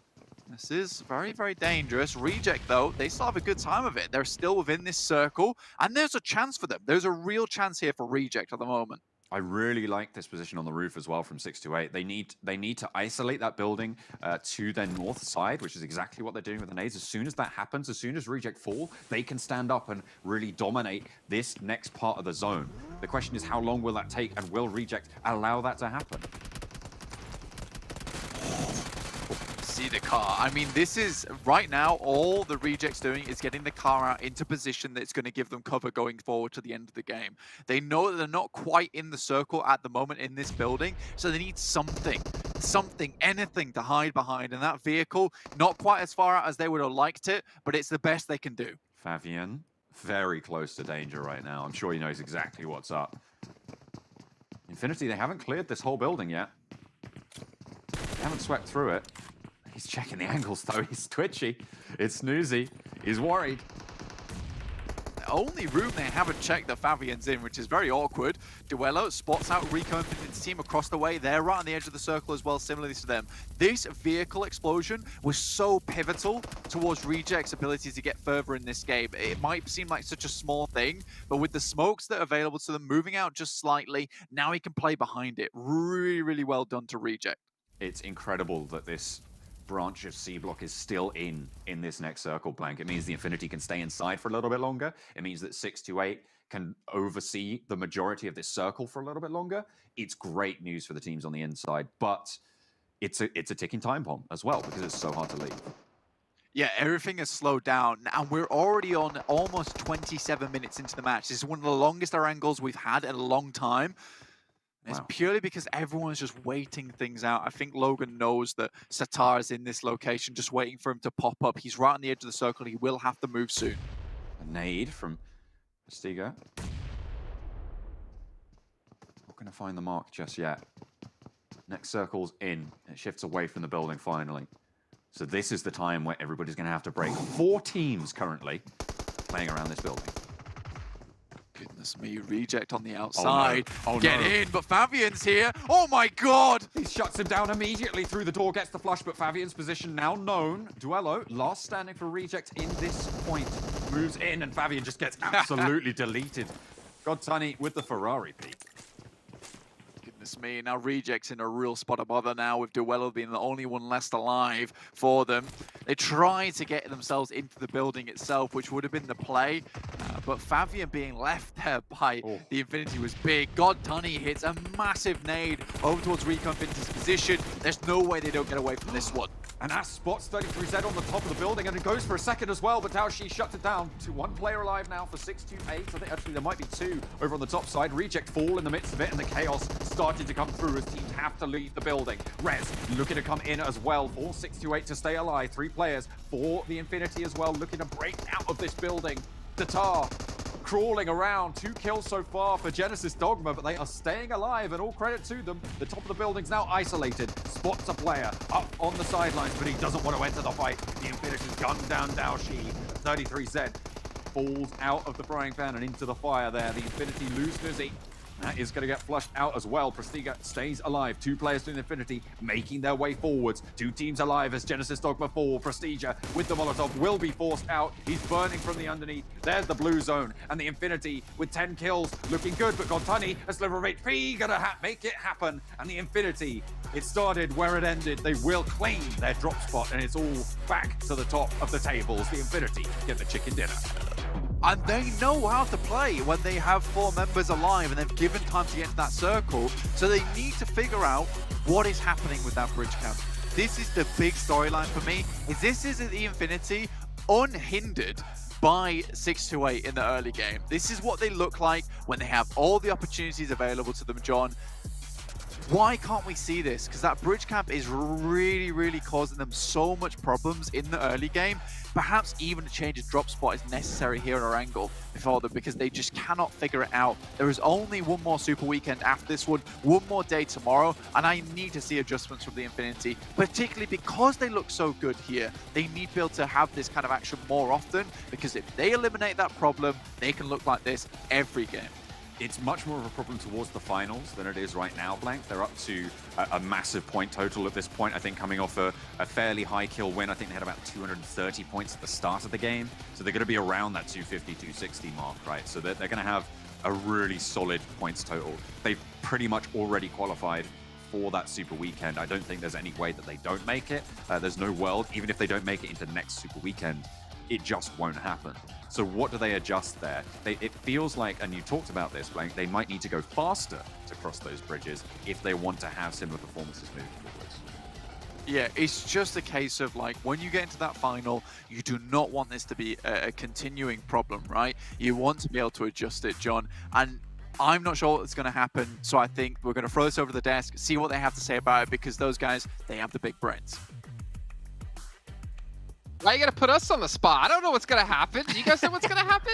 I don't know what's gonna happen. I don't know. There's too much happening. I don't know. We like that game, though. We like that game a lot. Go on. Go on. Why? Okay. Okay, I'm going to say data and stuff. When we talk about Southern Island is a repeat of yesterday's day, Game 5. That means you can use what happened yesterday to maybe inform today's decision. So a lot of tendencies that we are seeing in early crossings, maybe where teams like to set up to potentially punish that. We were expecting some of them didn't happen, but towards that end game as well, we love seeing it today, guys. We have teams having podium finishes at their drop slot. I think is a great sign to show that they know that particular part of the map.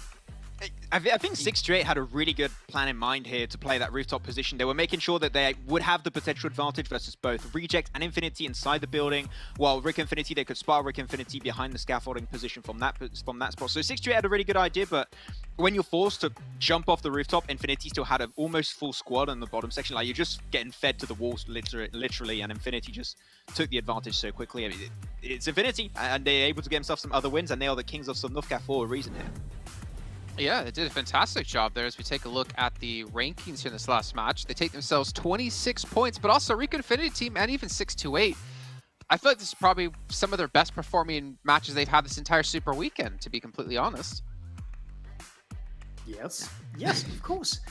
Rico Infinity as well. We talked about it as we were watching them. They have some of the biggest flashy games, in the tournament, especially in week 1, but they've been quite quiet through this week. I think this is probably the biggest team that they've had this Super Weekend, and there's more that they can prove tomorrow, but does feel like a little bit of a luck component in there being quite strong, I would say, but they do play those segments okay, so I'm happy for them. I don't know if I would say that there was a luck factor involved for Rico Infinity this game, at least. They had to fight tooth and nail versus, 4 rivals. There was Team Secret going for a little bit of a sneaky angle up in the northern edge. So they had to try and seize control of that high ground position above the rest of the teams who were playing in that C block. I think this was a really well-deserved strong performance from Rico Infinity, but unfortunately GodTunny had the insane grenades. They made it very hard. I'm talking about GodTunny getting 7 eliminations with the 1050 damage. Tarzan? Ooh. Thank you. No, sorry, the second one was better. Ooh. Yeah, I prefer the second one. It was super well played also versus Rico Infinity because they had that very small little ridge to hide behind the position of scaffolding. And literally, the thing is, if you get knocks there, your 3D model is elevated because you're knocked and you're on your knees instead of being flat on the ground. And you can just confirm those kills so easily. So it was highly impressive, actually, from GodTunny, able to create a little bit of an easier time for them to close off that game. So I'm happy to see them get themselves some wins like that. But Anas, it's good to see some Rico Infinity players being up here with the top damage. Well, I mean, for GodTunny as well, we had Favian from Dam1 just sitting inside the building, just hiding there. He ends up picking off a teammate from the Infinity, and GodTunny goes straight into the room, pretty much honed in exactly where Favian's going to be and just mows him down. I mean, you just see how switched on he is as a player. He always seems to just have the perfect information. He's very aware of everything happening around him, and he capitalizes off it time and time again. Yeah, I think that's the reason why I'm not that good at PUBG Mobile is that I'm really bad with the audio cues and to exactly know where the guy is. So highly impressive from GodTunny into that game and for the rest of Infinity. But looking at the most utility, a lot of utility was really going to be necessary when you're playing in the C block. You want to try and chuck those nades, that utility onto the side. But Reject had a good opportunity, and I think that there's something very interesting in that game that John and Blank brought up, is that there was a car that got rid of at one point. But I'm not sure. I think it was actually Reject that exploded the car themselves, and that gave them just a little bit of an extra position to play from to potentially facilitate a shift into the building where Infinity and 628 were playing. It was not quite enough, unfortunately, but the idea was there, and I'm happy to see that come to fruition towards the end. All right, we can see here at the end of 2 days of play now in our Super Weekend. This is our current standings within the Super Weekend alone. Enigma Galaxy still holding #1 from a team who got 47 points in the very first week of Super Weekend to now coming out to having 110 after 2 days. Fantastic. But even beyond that, the Infinity maintaining once again such dominating performance. In week 1, they got 155 points, and they're sitting at 105 right now. They're basically on track to get exactly the same amount of points they got last week. Yeah, I completely agree. And right now, I think one thing they need to figure out, for this huge amount of Erangel, is how they play it, how they place maybe phase 1 when they need to go back to the main island. Of course, they know how to play Sosnovka. They've really proved that. But second page, I think there's a few outliers still. I think DRS got a decent game earlier on Sanhok, but they need to do a lot more. We're talking about matching them with how they played in week 1, and tomorrow has to be huge for them. Yeah, I mean, that's very true. And the thing is, some of these teams are sitting a lot more pretty than the others in the sense of overall standings are a lot higher up, and they can afford to have these quote-unquote worst matches happen, or these worst week happen, because as long as they're still just accumulating points here or there, whether it's 30, whether it's 50, they're still getting further and further ahead of teams who have yet to qualify, or the teams who are trying to qualify here in their very first Super Weekend. So, I mean, teams like Rico Infinity, they were sitting at 144 points, or 124 points after the first week. I mean, with what they've accumulated here now, 50, they're at 170, and the original proposed bubble was between 150 and 190. Not sure if that's maybe changed since then, but as long as they just keep, getting points, as long as they requalify again, they have no threat of being knocked out of top 16. Yeah, they should be fine, but talking about the threat of being kicked out of the top 16, I'm currently looking at one team in particular that is in a very, very dangerous position here, Jason, and that is going to be Cryptic Staff. I have the impression we're just invisible throughout this year's second Super Weekend in particular. They had good macro in the first week. I was happy with how they would rotate around the map, get some good entry points. Unfortunately, when it comes to their fragging power, I think it's still a little bit lackluster in the grand scheme of this PMGC so far, but I have not seen them these last 2 days, unfortunately. And they were on the first Super Weekend in 15th with 73 points. They have another rough start here on this Super Weekend. Nightwood to get himself over 40 points. This might be the first team to actually qualify to 2 Super Weekends. Actually struggle to hold on to that top 16, which is rough. And looking down the list here, I mean, again, to go back to the point made before, DRS, I mean, they're still in 10th place overall at 167 points. Even Reject, only 46 points so far in these 2 days, and they're still at 168. So there's a lot of teams who are looking very safe. I almost want to say, if you're like top 5 right now, maybe even extend that to like top 7, you're into the finals no matter what. I've seen it really hard for teams to surpass you and knock you out. Yeah, I think the mathematical possibilities there are quite interesting. Like, to be fair, when you look at, but we have teams like Stalwart Esports who were one of the fan favorites, to be fair, but they didn't do quite well after week 1. They were at 99 points in 13th place after Super Weekend 1, but they came in now claiming 5th place. And we've seen the huge swing from the teams who just joined this Super Weekend. So I think this could still be a lot of change, and I want to see some, because those could be some very, very pleasant surprises. Yeah, I mean, and I'm hoping to continue to have these surprises, and I'm really curious to see who will qualify for BC Swell. Well, you need to qualify, which has already been tough enough, but then you need to get a ridiculous amount of points in your only Super Weekend. I mean, I don't want to say they're out just yet, but it's looking very unrealistic for them if they do manage to qualify. Going forward, though, but you see Dave out there, that's a massive amount of eliminations. Man, we see his name so many times, and it's great to see so many like newer faces, at least in our eyes, in terms of like a global scale, being able to perform in events like this. Able to get actually 8 eliminations throughout the day. Before these 5 games today was still, as I mentioned it many times, he was tied for first place with most eliminations with Newsy at 33. Now he's at 41. Like, he's just consistently getting those good results. And I think that the main interesting point about Daybot is his synergy with Satar. They just click. There's something about these two together when you put them in a hard situation to get out from and to potentially get a few eliminations here and there. They just make it work every time. I mean, it's for a reason we call Satar also the magician, right? With Daybot, they truly make magic become a reality, almost, I have the impression. So Daybot might just be the magician's assistant. True, I like it. You always got to have an assistant if you want to be a good magician, man. So it's working great, and I want to see what they can do fighting versus some of the Western teams potentially.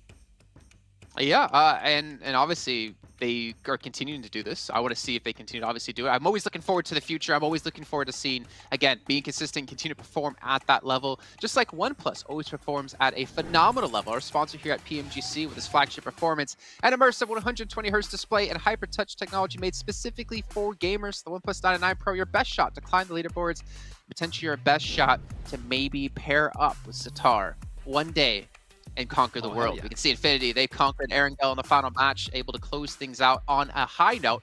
And speaking of closing things out, that's what we're actually going to do right here, right now. I'm sorry, Tarzan, but the show is done. You got to save everything you want to save for the next day.